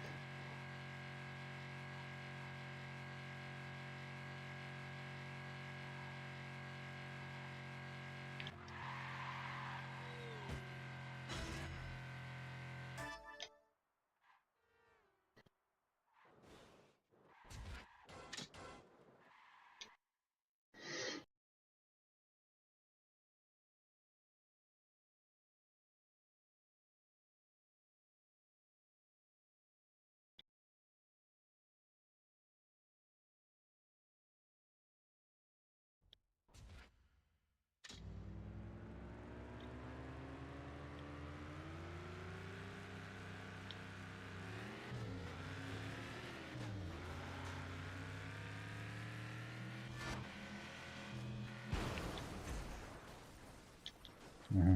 So I just have to tolerate that every time. That's just going to be a handicap at the beginning of the race that I'm just going to have to deal with here.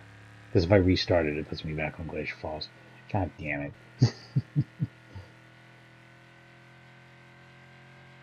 Yeah, I don't know how to not hit that median. I'll always hit it. I'm always going to hit the median every time. Like, it's just there.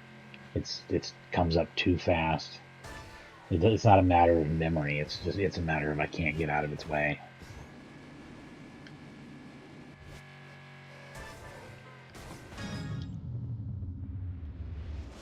That's great because I took a huge gamble there. I was going to wreck one way or the other.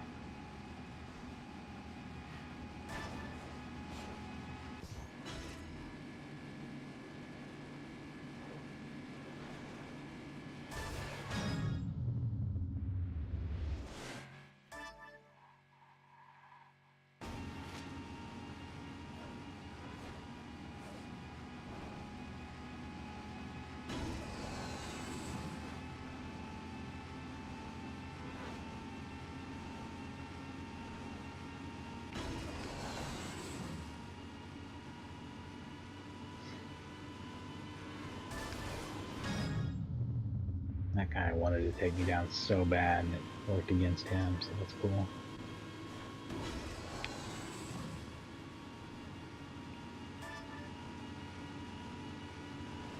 Yeah, I'm sorry I wasn't giving a much sharper picture like this before. I think this is better. Y'all tell me what you think. It's interesting because you see this fully progressive scan image from a PlayStation.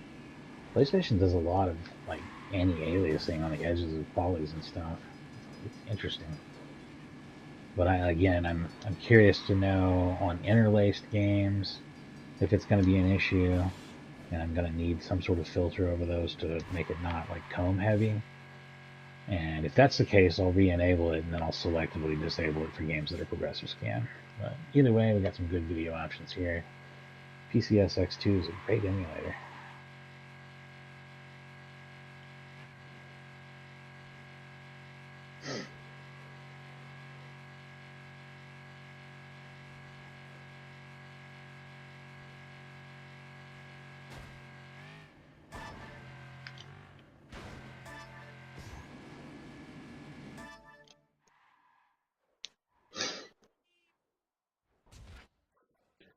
I don't think I've ever seen 3D PlayStation graphics this cleanly before. Makes me want to fire up some other stuff, especially things that I know are progressive scan, like Soul Calibur 3 has got to look like some pretty nice shit on here. Again, I might want to do bilinear sharp instead. I should experiment with that. Hang on just a second. If there was a replay option, hang on. Let's just take a look at it. We're messing with things. This has become experimental. One moment.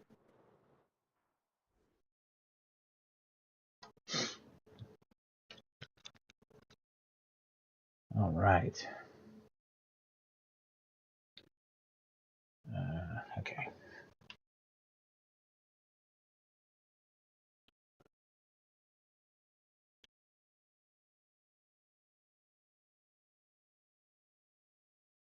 I don't know why I never thought of changing this setting before. I guess I just assumed it was only. Maybe I thought it was talking about texturing and not screen output. But it's bilinear upscaling is what it's called in PCSX2. Resume game.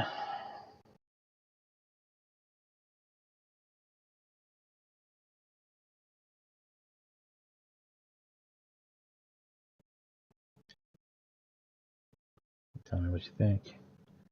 I think I'm going to turn it off and switch it back to none, but we'll see. This does clean up certain artifacts and not clean up others. It's interesting.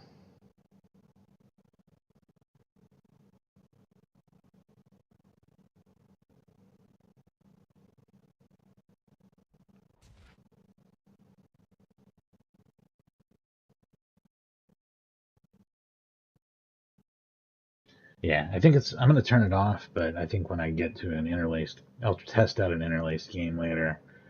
And if I don't like the way it looks, but I do like it with bilinear sharp, maybe I'll just leave it on bilinear sharp because that'll be a good average between the two. This definitely looks better than it did, but not as good as no filter, in my opinion.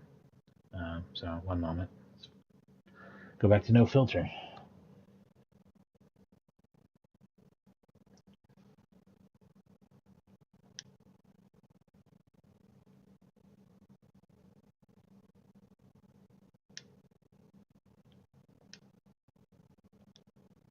Very easy setting to change though. All right.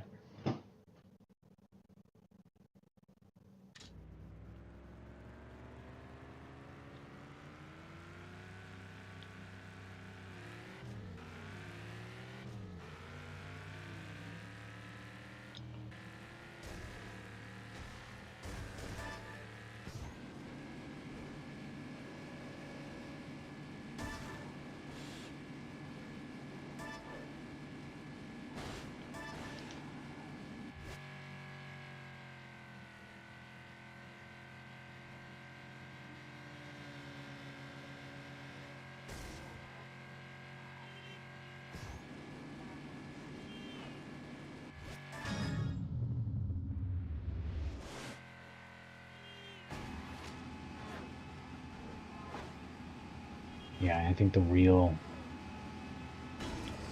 final decider on what the default setting is going to be for upscaling filtering is going to be what do interlaced games look like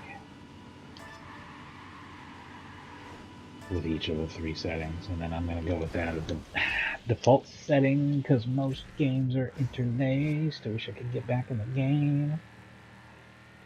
That was such a random bit of heavy turn or being off center or something.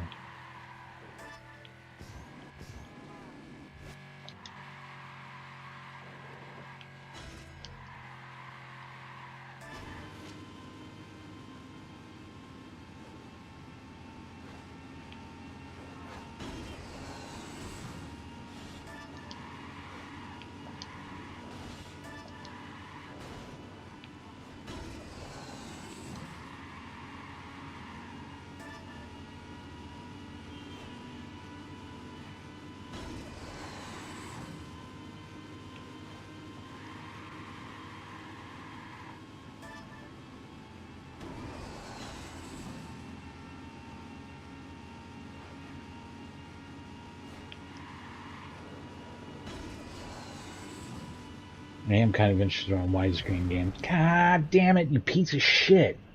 Widescreen games, seeing what it looks like.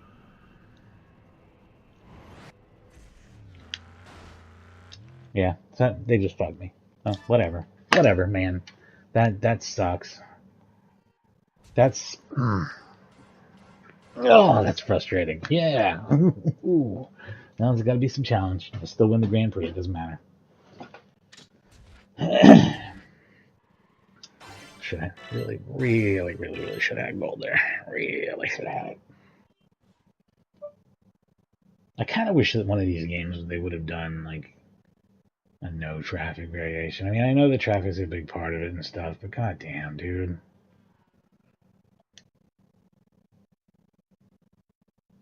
I think it would be fun, at least if they had some events that were on like a closed circuit with no traffic, where you like try some of the races and takedowns and stuff, because it just would feel so much more fair. It's so unfair that they just randomly throw crap at you in random locations, or not random even, maybe possibly, very possibly targeted locations, which is even worse.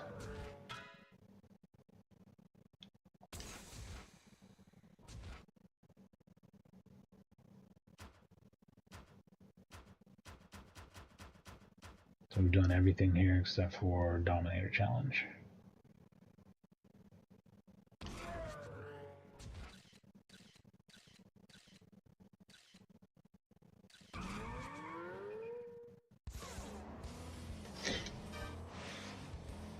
By the way, all these filtering settings, if you're watching this on a phone or something, you're probably, what the fuck is he even talking about?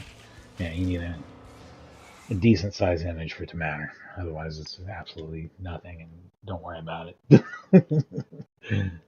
Doesn't even mean anything.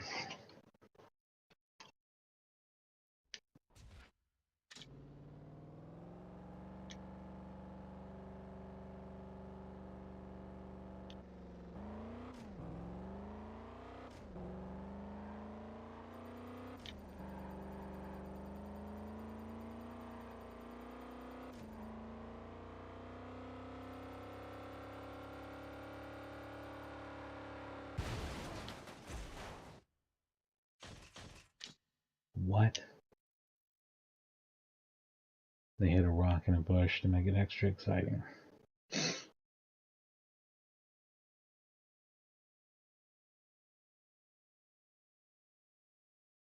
This is a Maniac, right? I think we looked at that. Yeah, it's Maniac.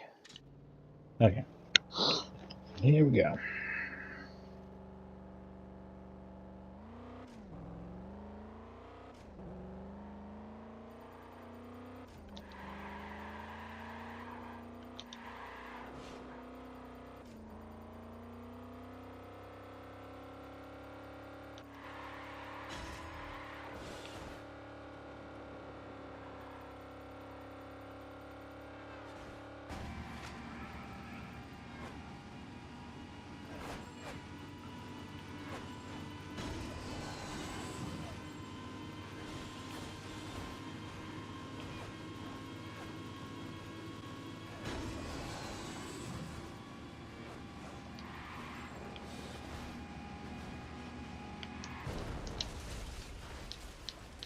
Gotta get crazy if you want to get crazy.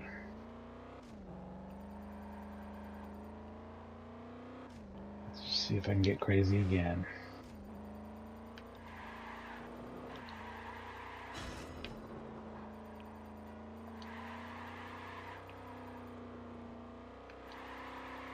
I'd like to be out of twisty turny town before I go crazy again. Here we go. Well,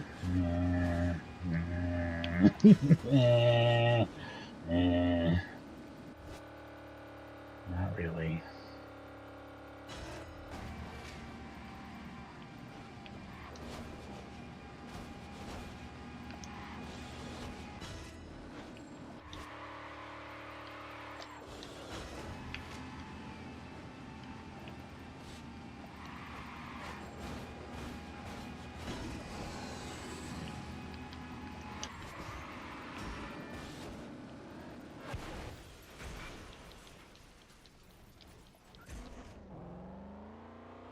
Alright, we did it. Good deal. Good deal. I'm not even considering anything beyond.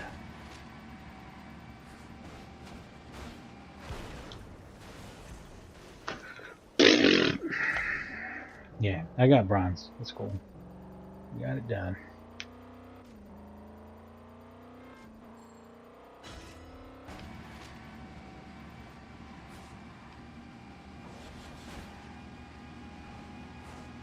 Huge no point zone there. Just where you cannot earn a single point in Maniac mode if you accidentally hit that area. So don't do that.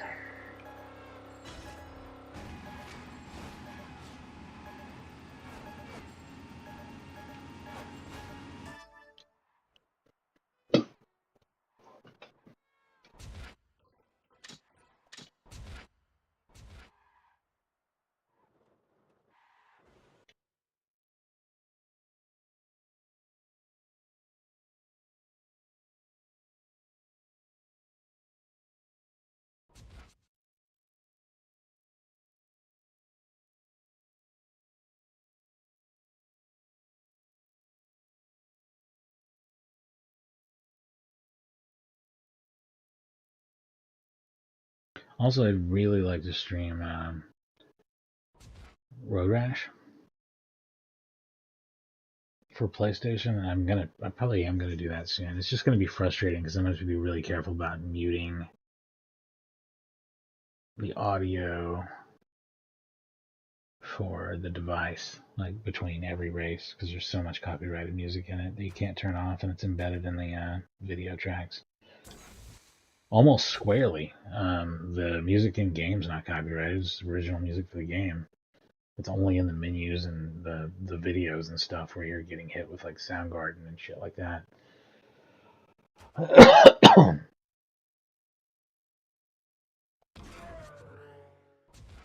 So now we're doing Factory Series. Hopefully we get to see some new tracks here. Gonna start off with Maniac on a track we've already seen that's already been frustrating me. This one.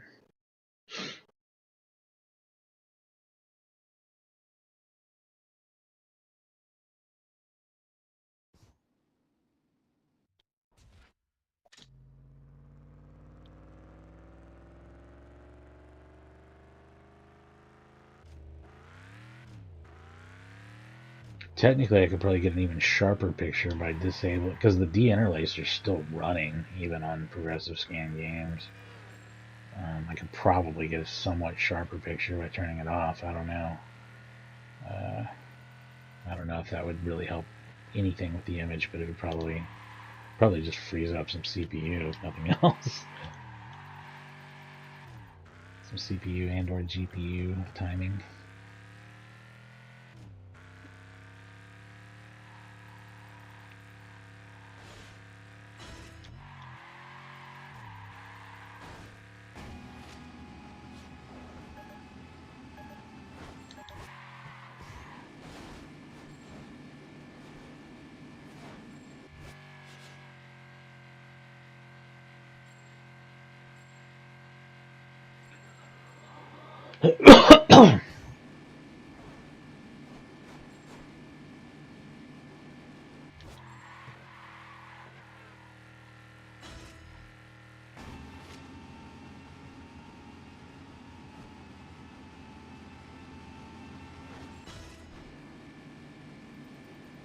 I've installed many more standalone emulators though, because I'm really digging that.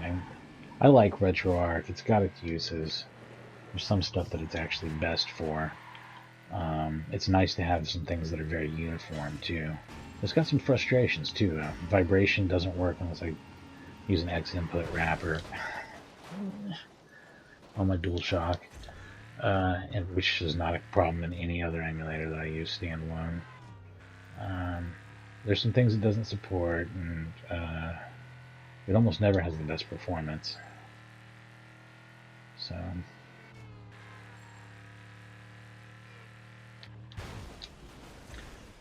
this is all over, right? Like, I don't remember what I was supposed to be doing here. Maniac, yeah, I'm screwed on it, right?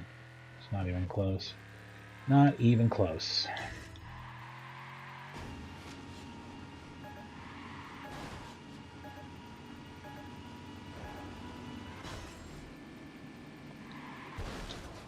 Yeah, this is really shitty. Like, this is aggressively just throwing tons and tons of cars in your face. This is... I hate this track compared to all the other ones. And then to have this other frustration of them just throwing cars, like, just throwing cars in your face, just constantly. Right in your face. This is a much harder Burnout game. Play a lot of... my suggestion would be play Takedown and Revenge first. They're the same game. Not really better or worse, just much more forgiving. Play them a lot, and if you think that they're too easy, or you play them so much because they're awesome that you're tired of them, then play this one. If you like racing games, arcade racing games, it's definitely easy to find yourself in the other situation.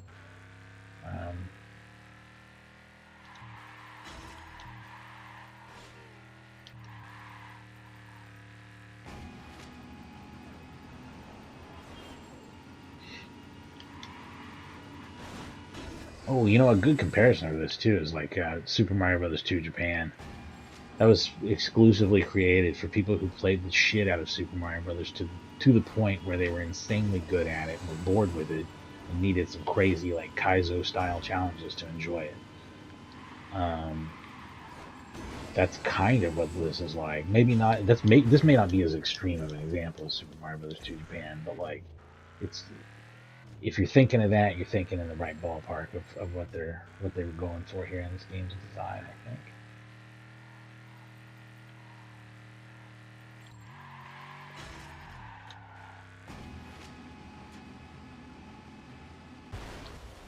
Oh my god. I might even hardly be able to start on the Factory series. It might just be too much. I don't know. I thought I was going to make it to the third series and get stuck, but I might be stuck immediately on starting the second one.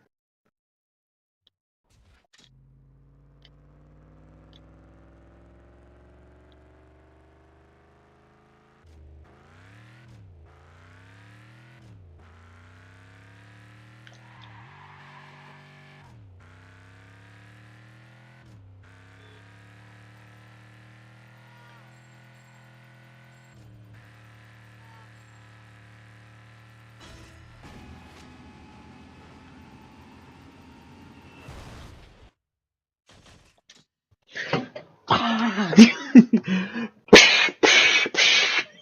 done. Why is it so hard? Like, why is it so hard? Like, this is crazy. This is crazy, man.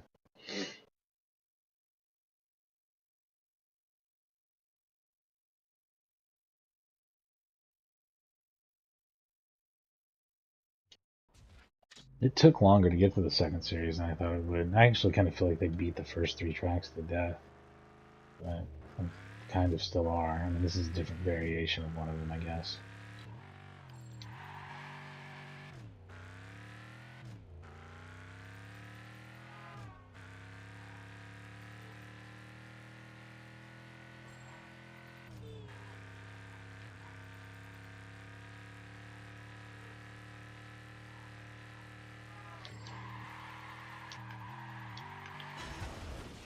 Uh-huh.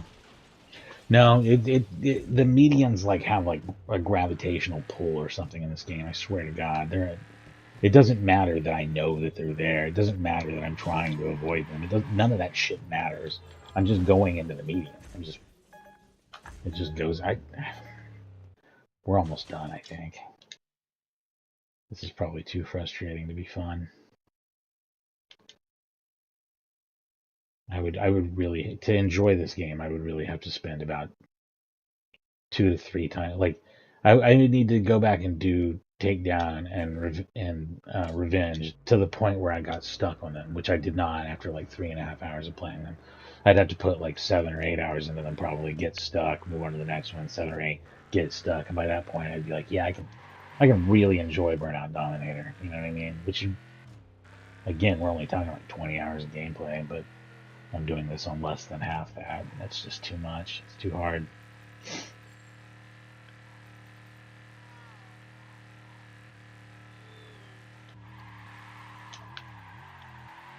Maybe I'm just really bad at it. I don't know.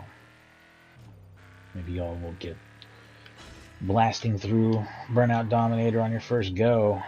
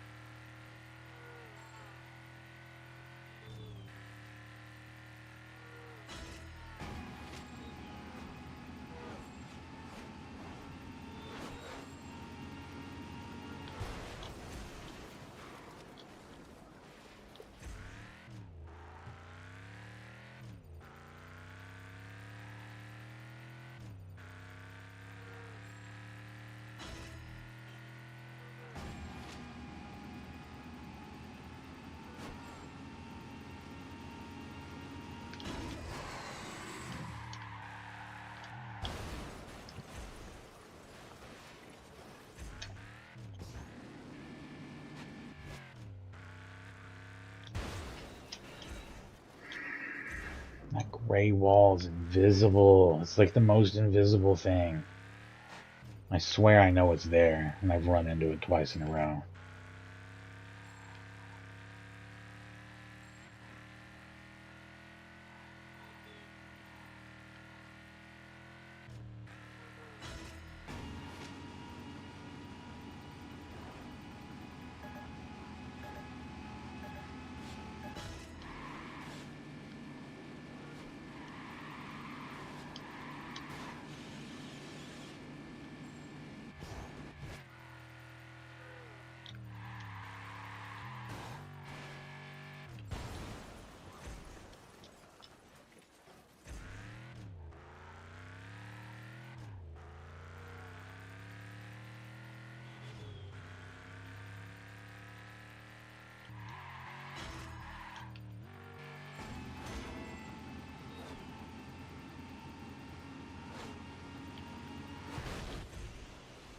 I think I got silver. Not gonna get gold though. It's insanely impossibly hard. I don't know though. They keep giving me the time extensions. I pointed out in this particular mode how getting bronze is often much harder than getting from bronze to gold because they keep extending your time once you do relatively decent at the beginning.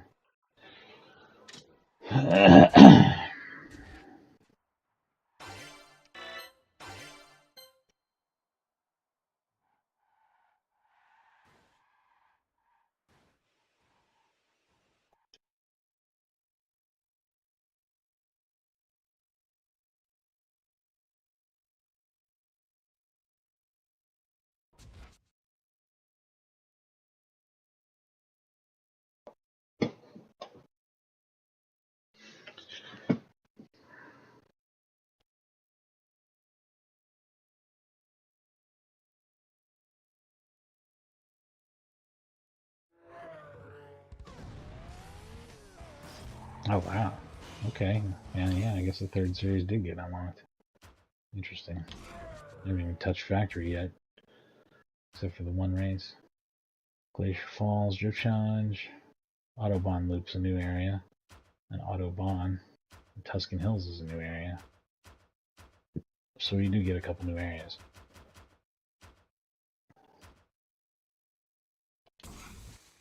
Wait, what type of challenge was this? I really need to look and think before I pick a car. Drift. Okay, this is the time to bust out the Drift Classic and see if it is the drift in me. Oh no, never mind. They're telling me the car. They're giving me the car.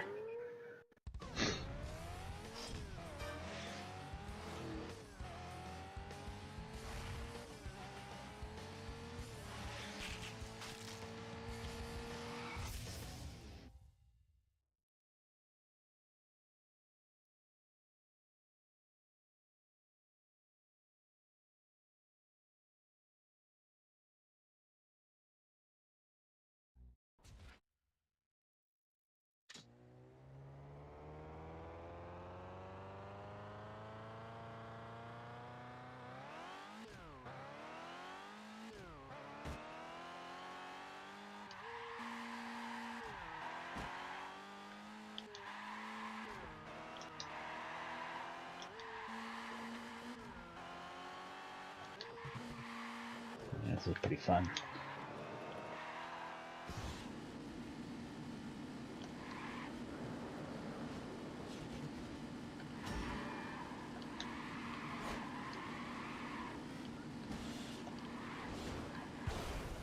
Shit.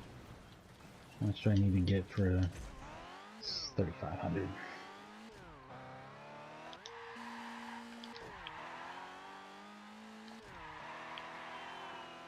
We're gonna get there for sure. Because I'm doing a bunch of unnecessary drifts and it is working. The car! They set it exactly where you have to go.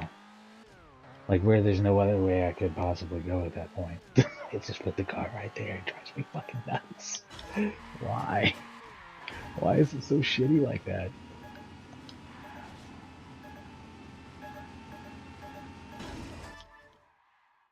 So silver.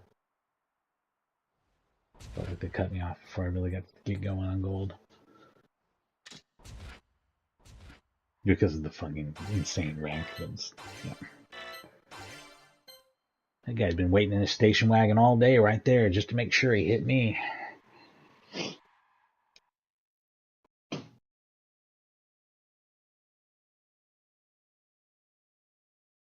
I sure hope he died.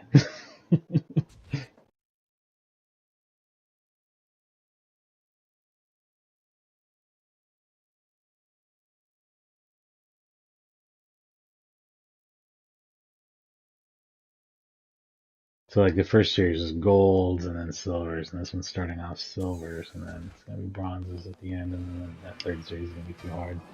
I was right. It'll be about the third series. I don't know if I'll play it that far. It's actually taking longer to get through these series than I thought because they have you do every imaginable variation of everything.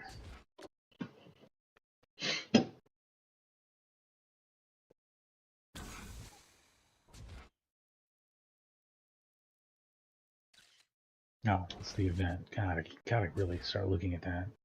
Road Rage. I don't think I want a drifter for that. I think I want muscle.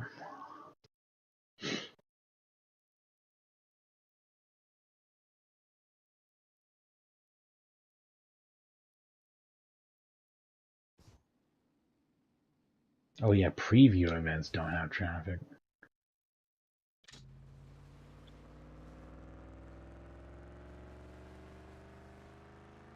Or maybe they do. Hell, I don't remember. I really just think it would be fun to do some races sometimes without the traffic because of how cheated they often make me feel.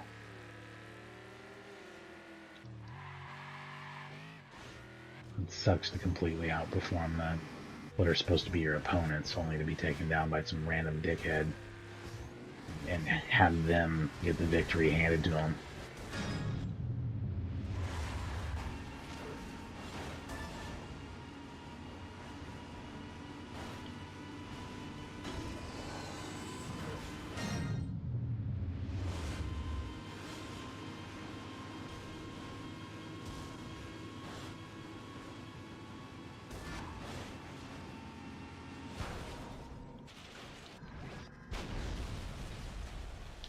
No, timing's bad, as always.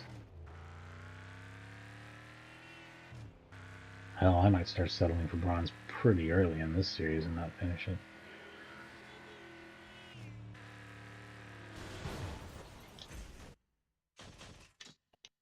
This is taking a lot longer because of the number of restarts I've had to do too. It wasn't. I was definitely challenged on the other Burnout games, but I don't recall being quite this frustrated or like getting stomped quite this hard. This is a truly merciless game. What the fuck's going on there at the beginning?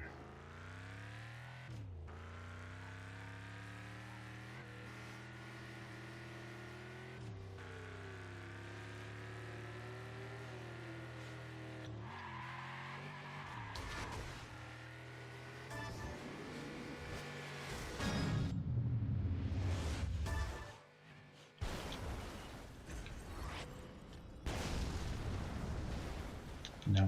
Okay, let's go. Let's go then. I guess I shouldn't try that since it doesn't work and it maybe starts me off worse. Probably a waste of time to do. The traffic, this is... The traffic just... Is this playable?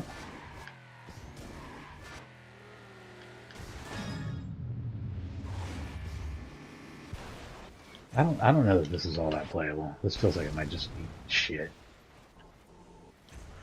I may have overrated this game. Is this playable? Is it like if I got super fucking good at Burnout, could I do this part? This seems like shit. I don't know. Burnout Dominators leave me a weird mixed impression that I didn't get from 3 and 3 and Revenge. I think that this might not be that good. Like, just like they took a great game and then they went too far. Like, ooh, the traffic's a good challenge. Let's triple the amount of traffic. Let's make it to where if they don't thread the needle every single millisecond of it, they explode and they're in the back. Like, you know, I mean, can we at least have it be playable?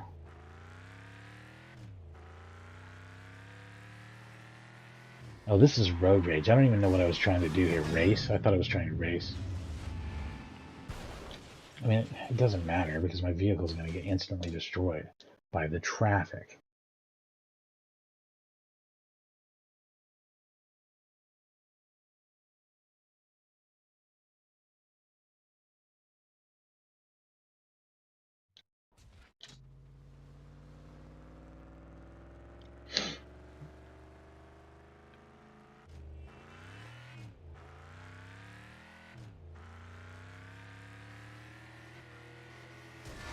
Like, I remember the first, how many events of Road Rage are like super fun in the other two games. You do like a good several of them, and then you start getting somewhere like, ooh, this is pretty challenging. But like, this went from like a couple that were fun to just being, what is this fucking shit, you know? I can't really rate this game. I'm not good enough at it to like have an opinion on it. I find it extremely frustrating compared to the other Burnout games, and that's probably probably one of the main things you should know about it.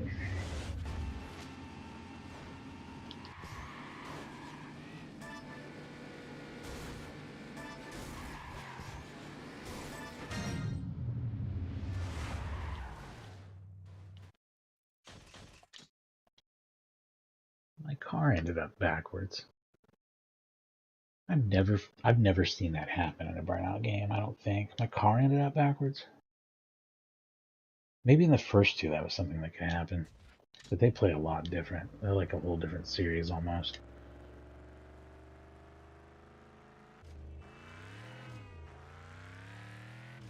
They just feel like they're like a beta version of this or something. They're strange. But yeah, car ended up backwards.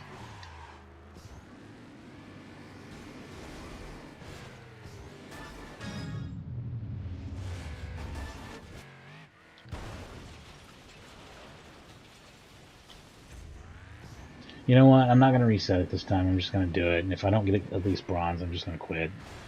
I think I've had about enough burnout. I'm burnt out. I hope I have a lot more fun when I'm playing Paradise than I do playing this one. This one started off fun for like a second and like turned into this where every challenge is too challenging. It's too challenging. I play a lot of driving games. I don't think I'm that bad at them normally. This is just too hard.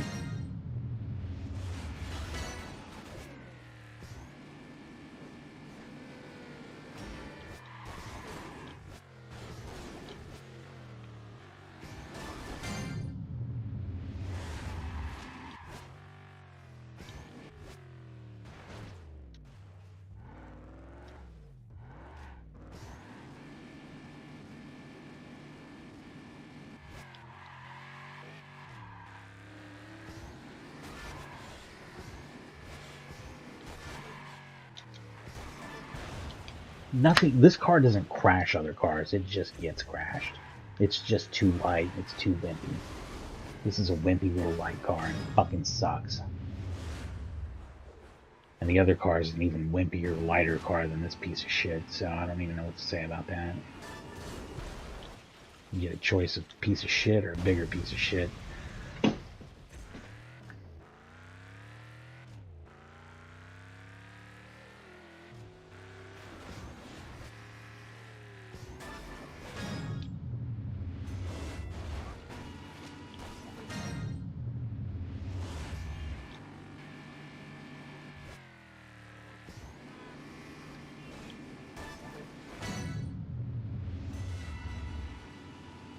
Look at how much traffic this is for a goddamn road rage event. Like, this should be like in-game content or something.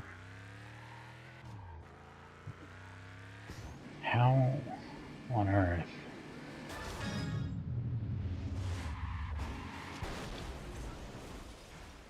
Car destroyed. I get it. Yeah.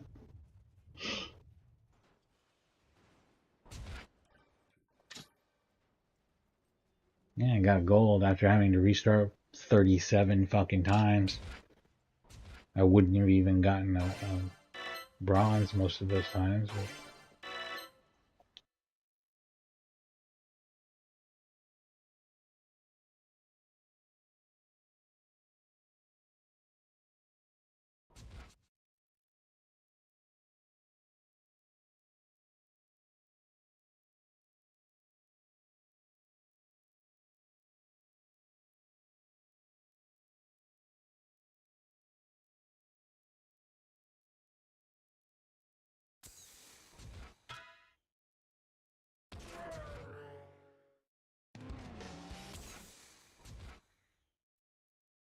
But I skipped the trophy award scene, whatever.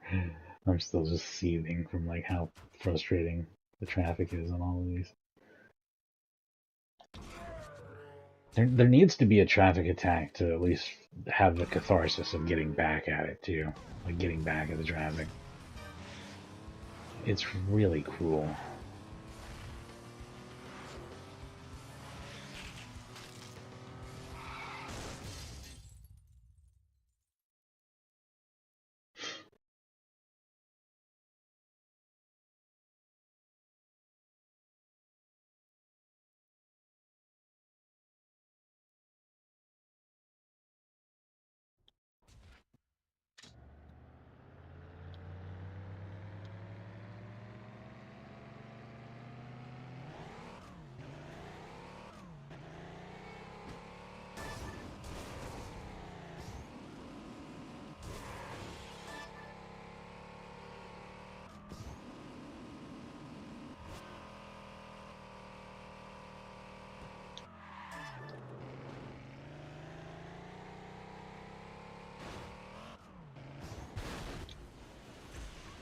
Oh, so yeah, this is a lot different than Revenge, and Revenge is different. Actually, Revenge is a lot different than 3 and Takedown in a lot of ways.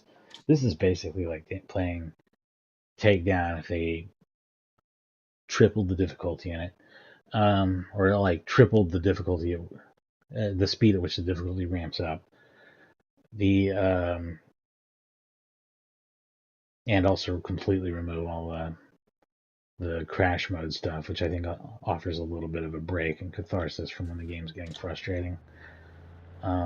But yeah, Revenge has this element where if you bump a car from behind, even traffic, not just the racers, you don't instantly wreck and actually you push them forward and they can even hit other cars and knock stuff. It's really cool, really good idea.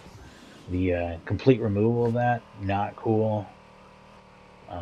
I mean, not doesn't hurt anything really. I mean, you're just back to the way uh, 3 is, and 3 is a great game.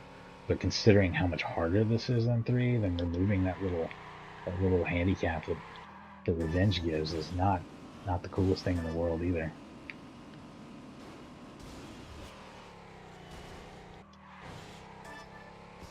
But maybe some people really don't like that constant traffic shunt thing. Its removal is the reason why there's no traffic attack mode, though. Also, which again is good catharsis and good little break from the very challenging racing events and such. This is only the most challenging parts. Like they really did not leave any of the like the mini game, do this for fun, little goofy stuff. It's all just the white knuckle frustrating stuff. So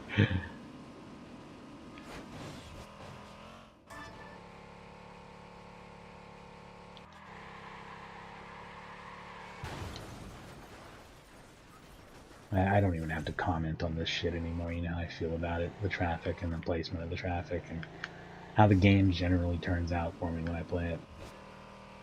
You see it all.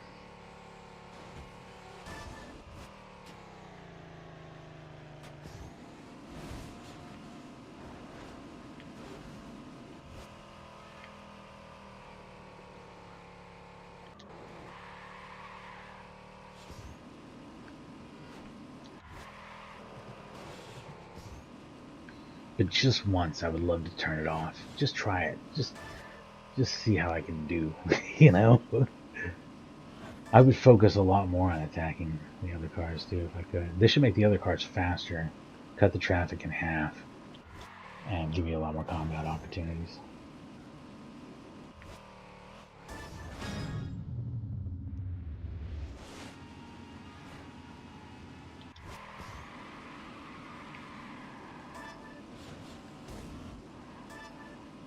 If I knew how to hack ROMs, I would make my own rebalanced fixed version of Burnout Dominator that makes it more like Takedown, turning down the traffic.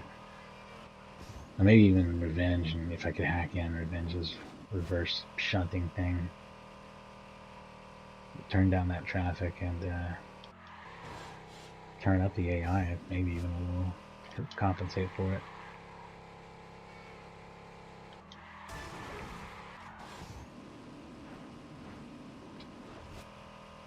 This isn't even like one of the really bad traffic. I mean, it's bad in terms of placement and being like, oh, really? There's a car there just as I came around that. Okay, sure. But it's not bad in terms of actual density. Um, Not like that that last race. It was making me lose my mind. Or a road rage event. A road rage event with interfering traffic density that's like beyond out of hand. Yeah, I knew they were gonna rob me at the end. Like let me be in first place the whole time, and then clever traffic placement me.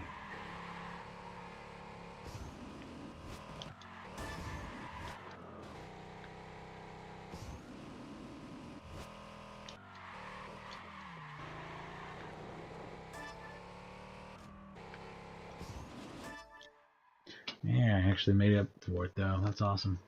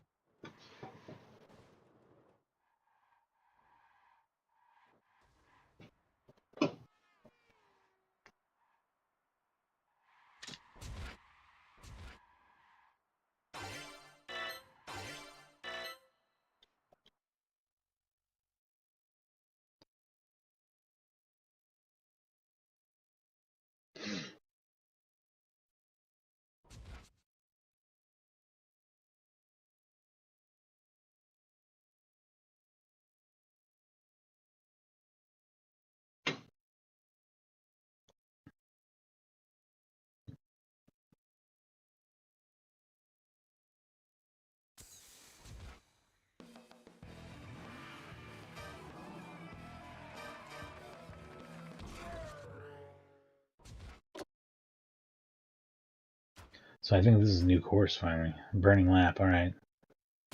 I'm surprised this wasn't brought in as a preview event. I'm not really sure what the distinction is. But it's a burning lap on a new track, so might as well be a preview event. I guess it's because it's not from the next series.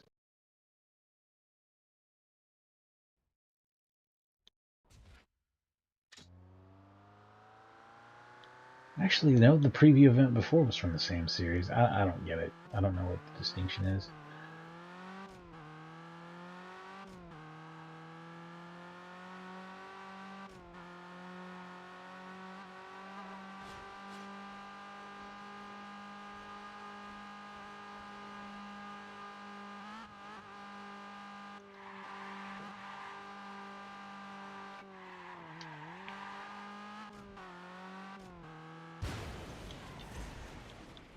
Again, just a little too gray. Didn't really read the road very well. Kind of grayed out on me.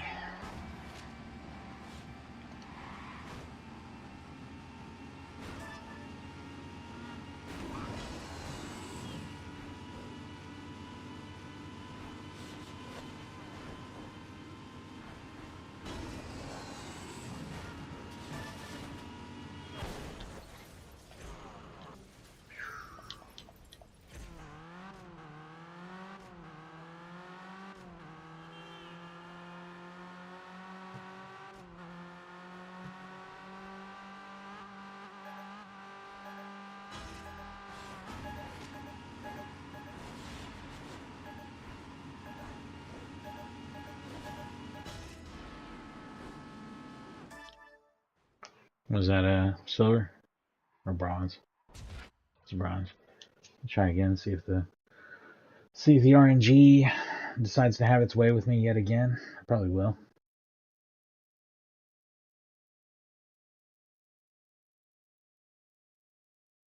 Oss fart. I laugh about that like 600 times when I was playing Euro Trucker for the first time. Euro Trucker is a pretty fun, very chill game. Maybe we need to play some of that after this to chill. I might stream it someday. That's one of those things though where like a lot of the enjoyment for me is listening to music while I'm slowly on the road, and I guess I could do separate headphones or something. I don't know. Can't be on the stream though. You got to put your own music on, guys.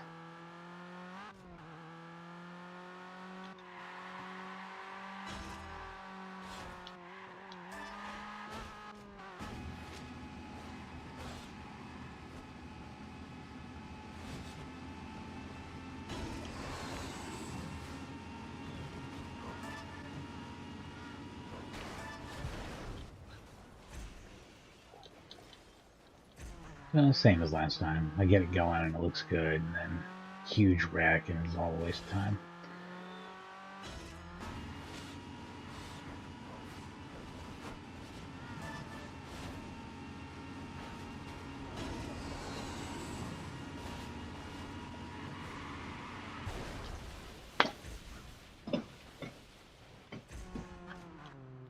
Anyway, do one more time and then move on.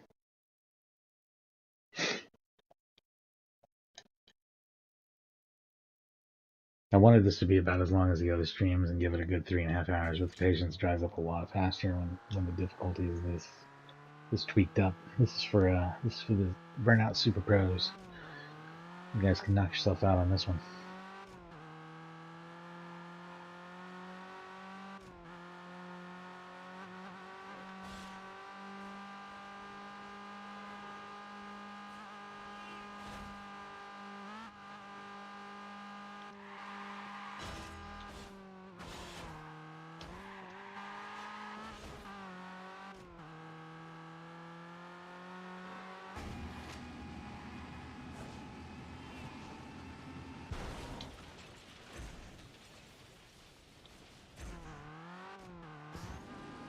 I don't know if I should bother driving this out, but I guess I will.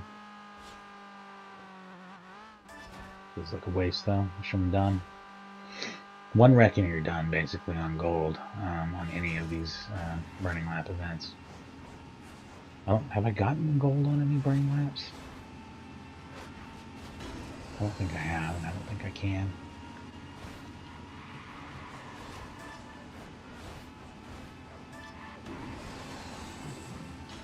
Screen's so gray sometimes I can't tell what I'm looking at.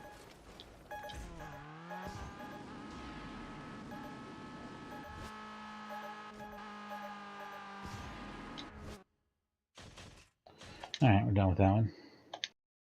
And just about done with the game. Let me take a little break here, see if I can get less frustrated with it and start having fun again. One moment, and I'll be right back.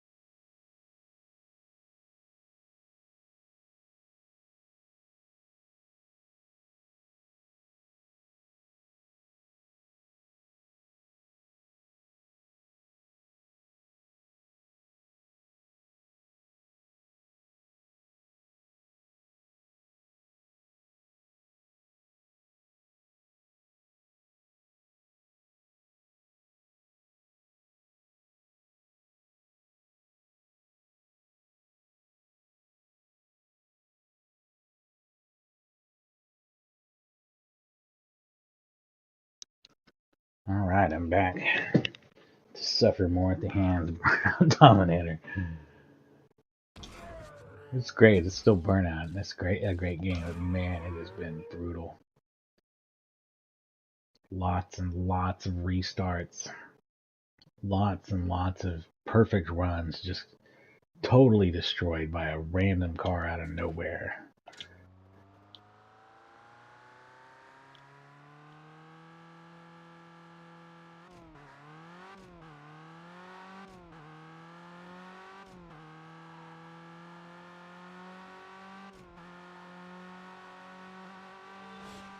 I'm starting to think that Super Mario 2 comparison is actually like a lot more apt. This is a lot like Super Mario Bros. 2 Japan in terms of being, hey, this is more of this game for people who really like this game, but it's way harder. Because you've been playing it so much, you want something crazy now, right? Well, this is crazy. This is crazy.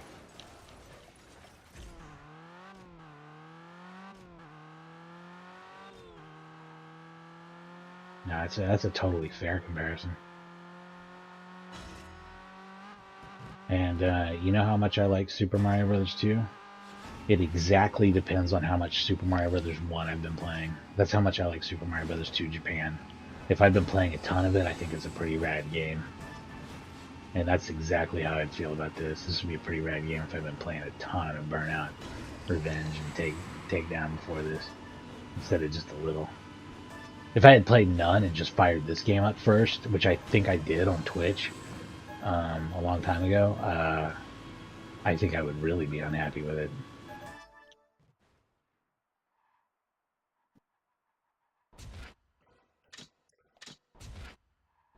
It's the Super Mario Bros. 2 Japan of racing games.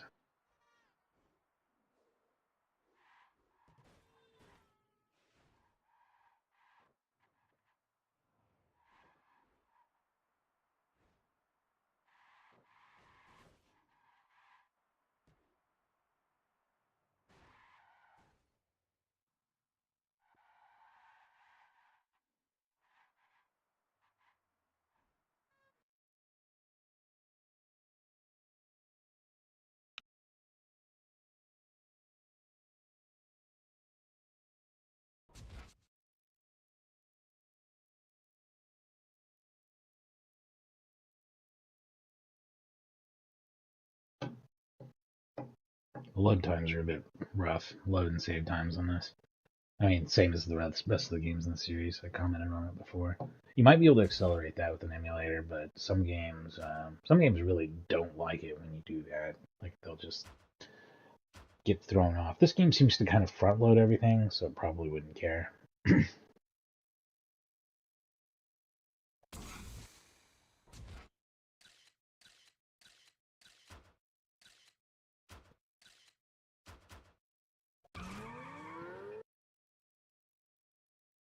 What type of event is this again? I forgot. I forgot to pay attention.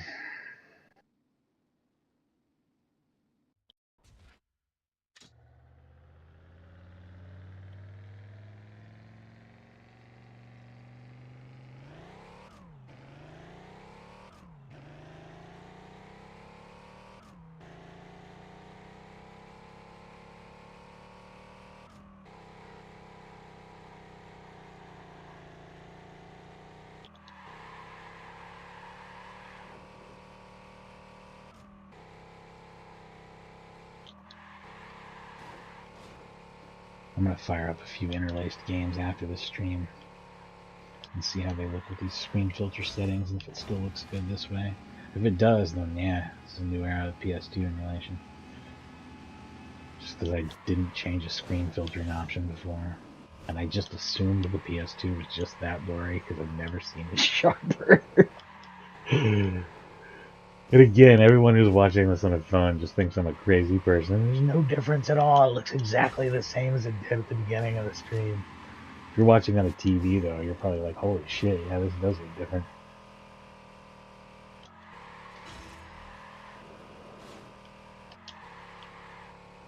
Yeah, anything that is progressive scan, like Outrun or Soul Calibur 3 or whatever, they're going to look fantastic. But I need to know if things like Virtua Fighter 4 and I'm going to try Ridge Racer 5 first, though, because that's the jaggiest old jaggy game ever. It should look plenty jaggy, and that's fine, but, like, I just don't want the screen to be, tearing.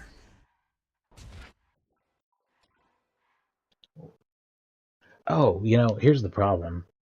I literally don't know what this event is. I don't know what they want me to do. I don't know what they're asking for, and I didn't pay any attention to it the entire time I was playing it. I just assumed it was a time trial, and I lost. So, who knows? What am I even doing here?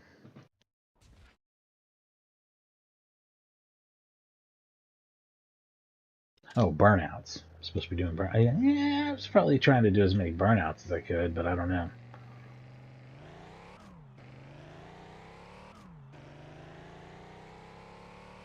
Oh, this is Asia. God damn.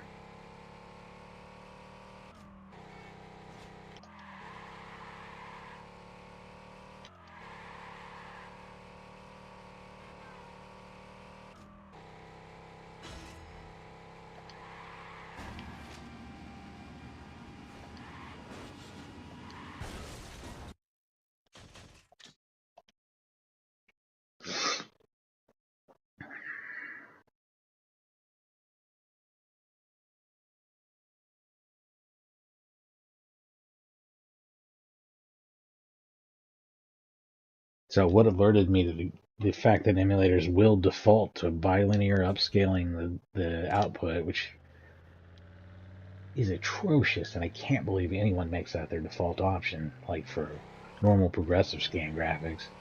But I learned this from playing PS1 and on DuckStation and PPS SPP for PlayStation Portable, which also is not saving the settings on that one. I've got to figure out what's wrong with that.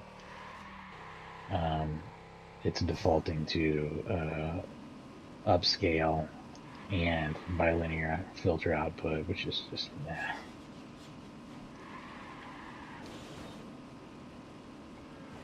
I'm normally not a fan of upscaling at all, but it can be done well, and I might do it for some just for the sake of doing it in certain streams. Who knows? There's sometimes you can get really cool results just because, and I'm super fascinated by this, is that DuckStation has that perspective correction stuff in it, and I mean regular PS1 graphics look terrible upscaled, in my opinion. Like they're just because of the texture warping and the cracking and stuff in the polygons. Like that's all you notice when it's a higher resolution. At least for me, I just think it looks bad in almost all cases, and that includes even new releases like this R-Type Delta.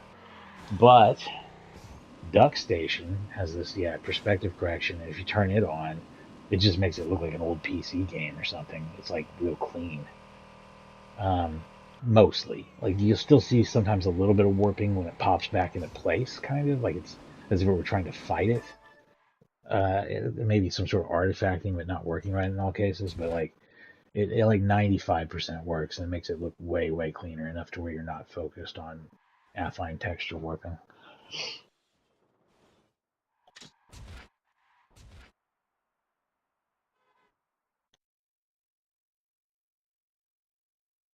So it's one of those things where if I'm going to turn up the resolution, I'm going to turn that on, and if I'm not going to turn up the resolution, I'm not going to turn that on PS1 games. But I probably generally will keep the resolutions low. I gotta say the Ray Storm and Ray Crisis look real clean with high resolutions and texture correction. So make it out what you will. And whether or not you want to apply bilinear filtering to the textures on top of that is also your call, but I would say probably not. Most PlayStation textures are low enough resolution to where they don't look great bilinear filtered. But hey, Nintendo 64 textures are filtered, and some people like that look.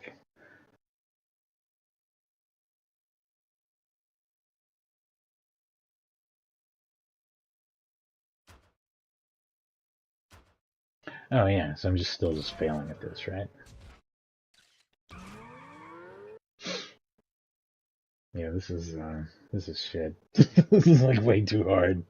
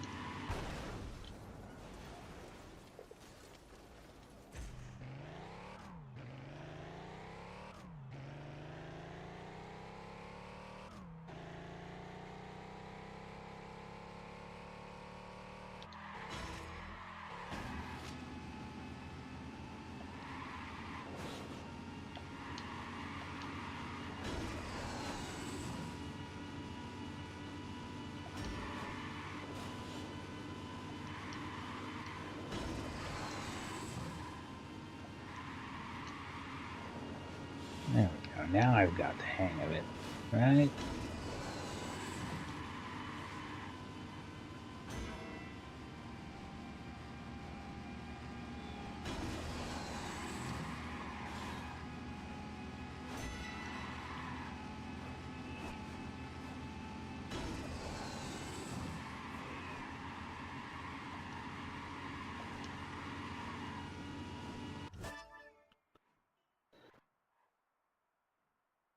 Still nowhere near the. Oh no, that is a gold. That's awesome. All right, that. I don't know. I just was losing focus too much before, or just having very terrible luck. But I'm gonna say it's probably both.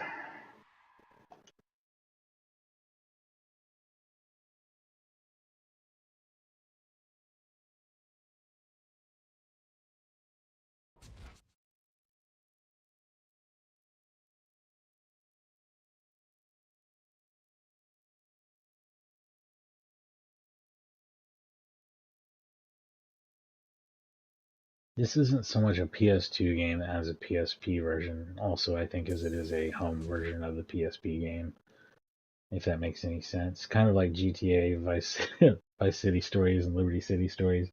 They were made for the PSP. And then, yeah, similar enough. Might as well put it on the PS2, which is why this one didn't get, a current gen release. This is a past gen release, like contemporary release or whatever. I don't know how to describe that, but it'd be like, well, when PS4 games come out right now, when Xbox One games come out right now, and Switch One games, those are previous generation, but they still get releases. Much more common now, not terribly common back then. There wasn't a whole lot of stuff coming out in 2007. There was a Spy Hunter game, which I've streamed, which I did not like because it wasn't focused on the vehicle stuff. It was focused on being a third-person shooter. It's not a bad game. It's just not what I wanted to play.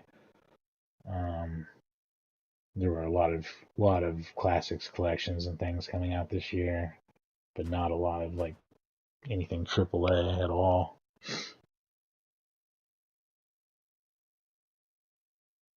Because this would have been PS3 probably already out. Um, so PS2's big releases probably would have been the previous year with like God of War 2 or something.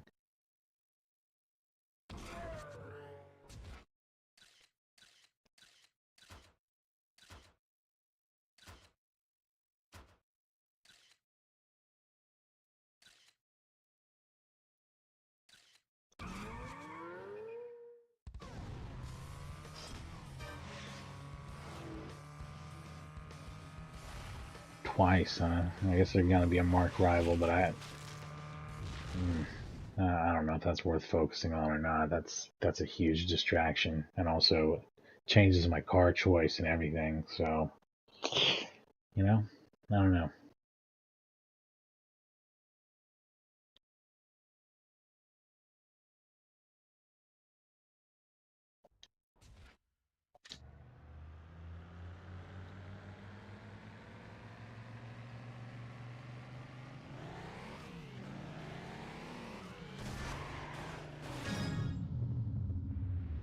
Was that him? God, I hope that. No, it wasn't. That would have been too rad.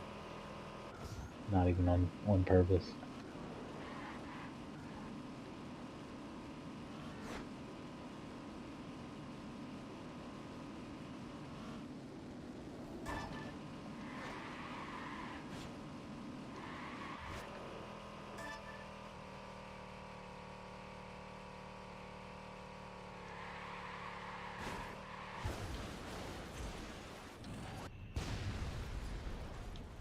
Probably a little late for that, yeah.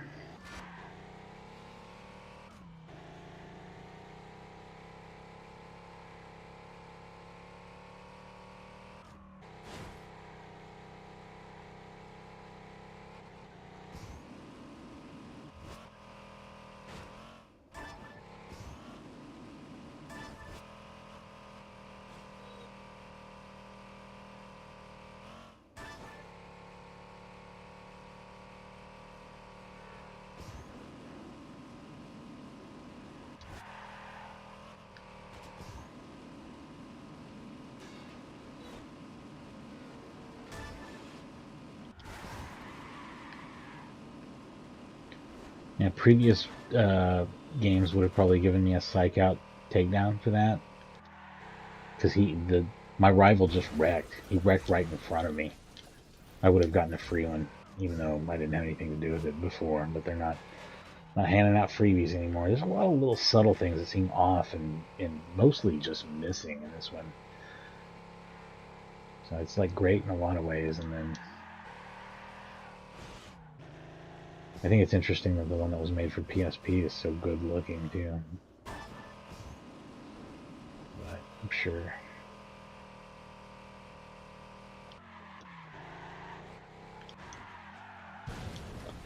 It's the same great engine. This is probably, I would say Renderware was probably like the engine of this game systems generation, with some of the biggest stuff like Tony Hawk and GTA and stuff being on it.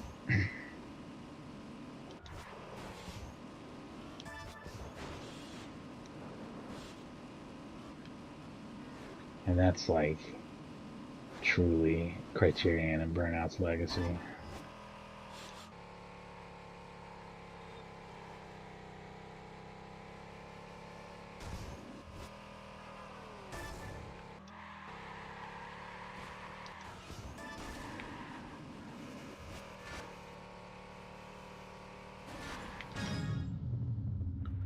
Cool. I'm just glad I didn't decide to screw it. Well, yeah, it did, of course. Hey, explosive payback. That actually worked. I was like, what if I hit it real fast? Maybe they'll give it to me? They sure did.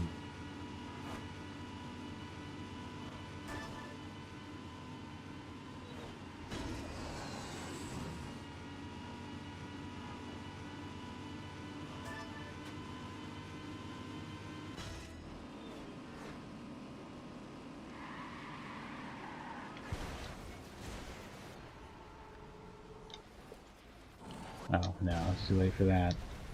Too late for all that. I'm in fourth now. Fifth, I'm gonna say. No, third.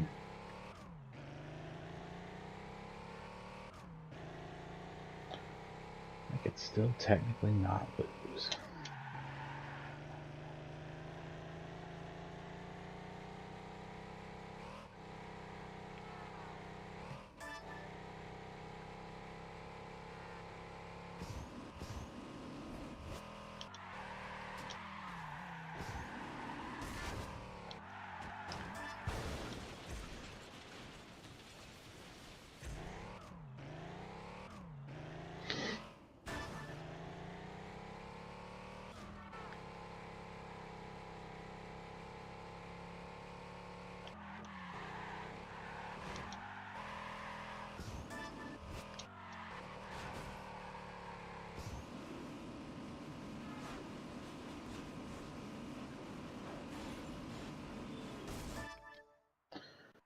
Yeah, technically didn't lose, but went about as poorly as it could otherwise, right? Let's try one more time.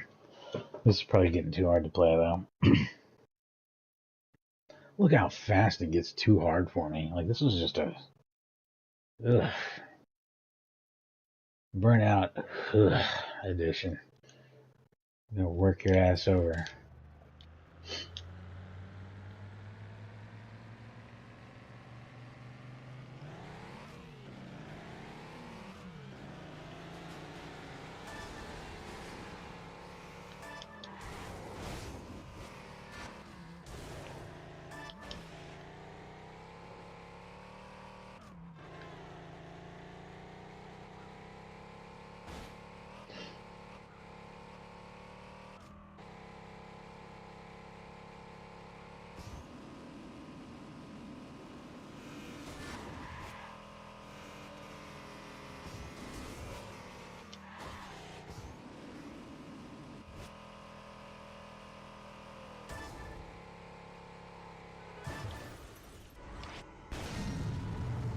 Double payback. Amazing.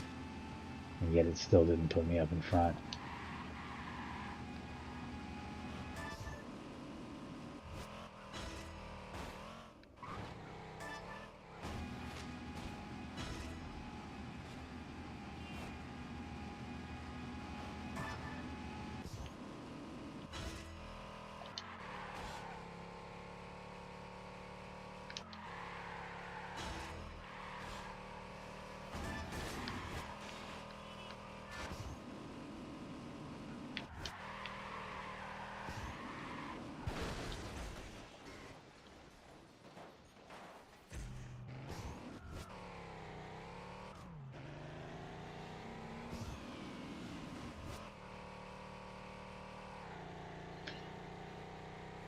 Yeah, people who get frustrated by Mario Kart's like slingshot shenanigans would lose their goddamn mind playing this game. Like, oh, you got a little bit ahead. Yeah, truck in front of you. It's the enemy smash into you. They're coming in from a secret way you've never seen before. Now, gonna come around a turn, and guess what? Station wagon in your fucking face.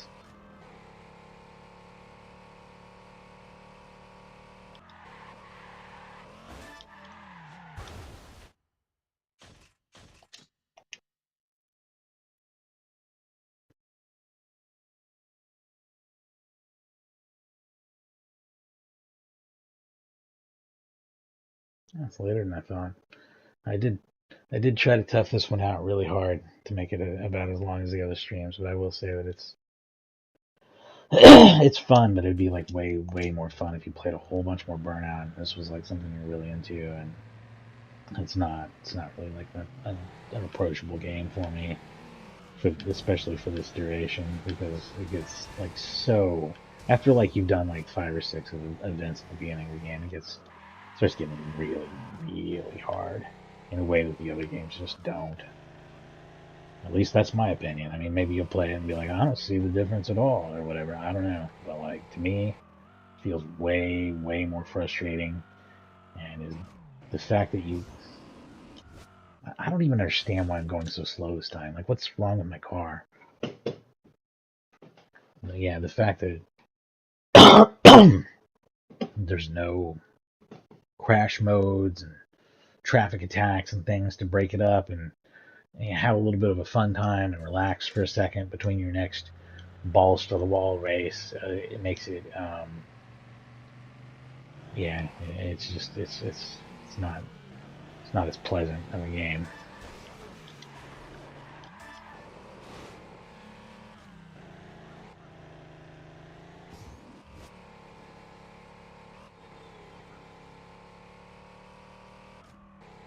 I mean, I'm in traffic that can only be described as murderous in the way it appears out of nowhere. Trying to take down some dude twice while I'm also trying to win a race on a track that feels like it was designed to be a nightmare.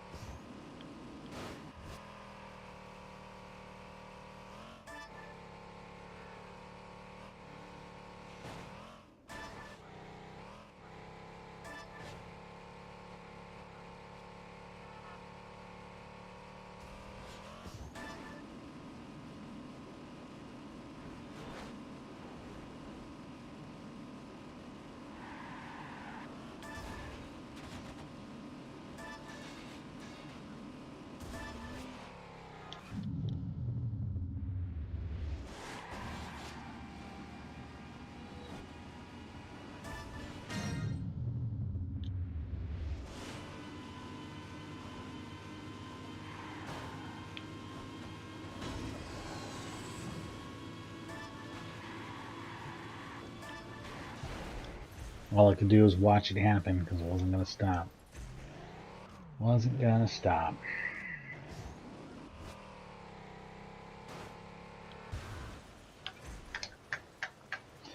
Yeah. Yeah.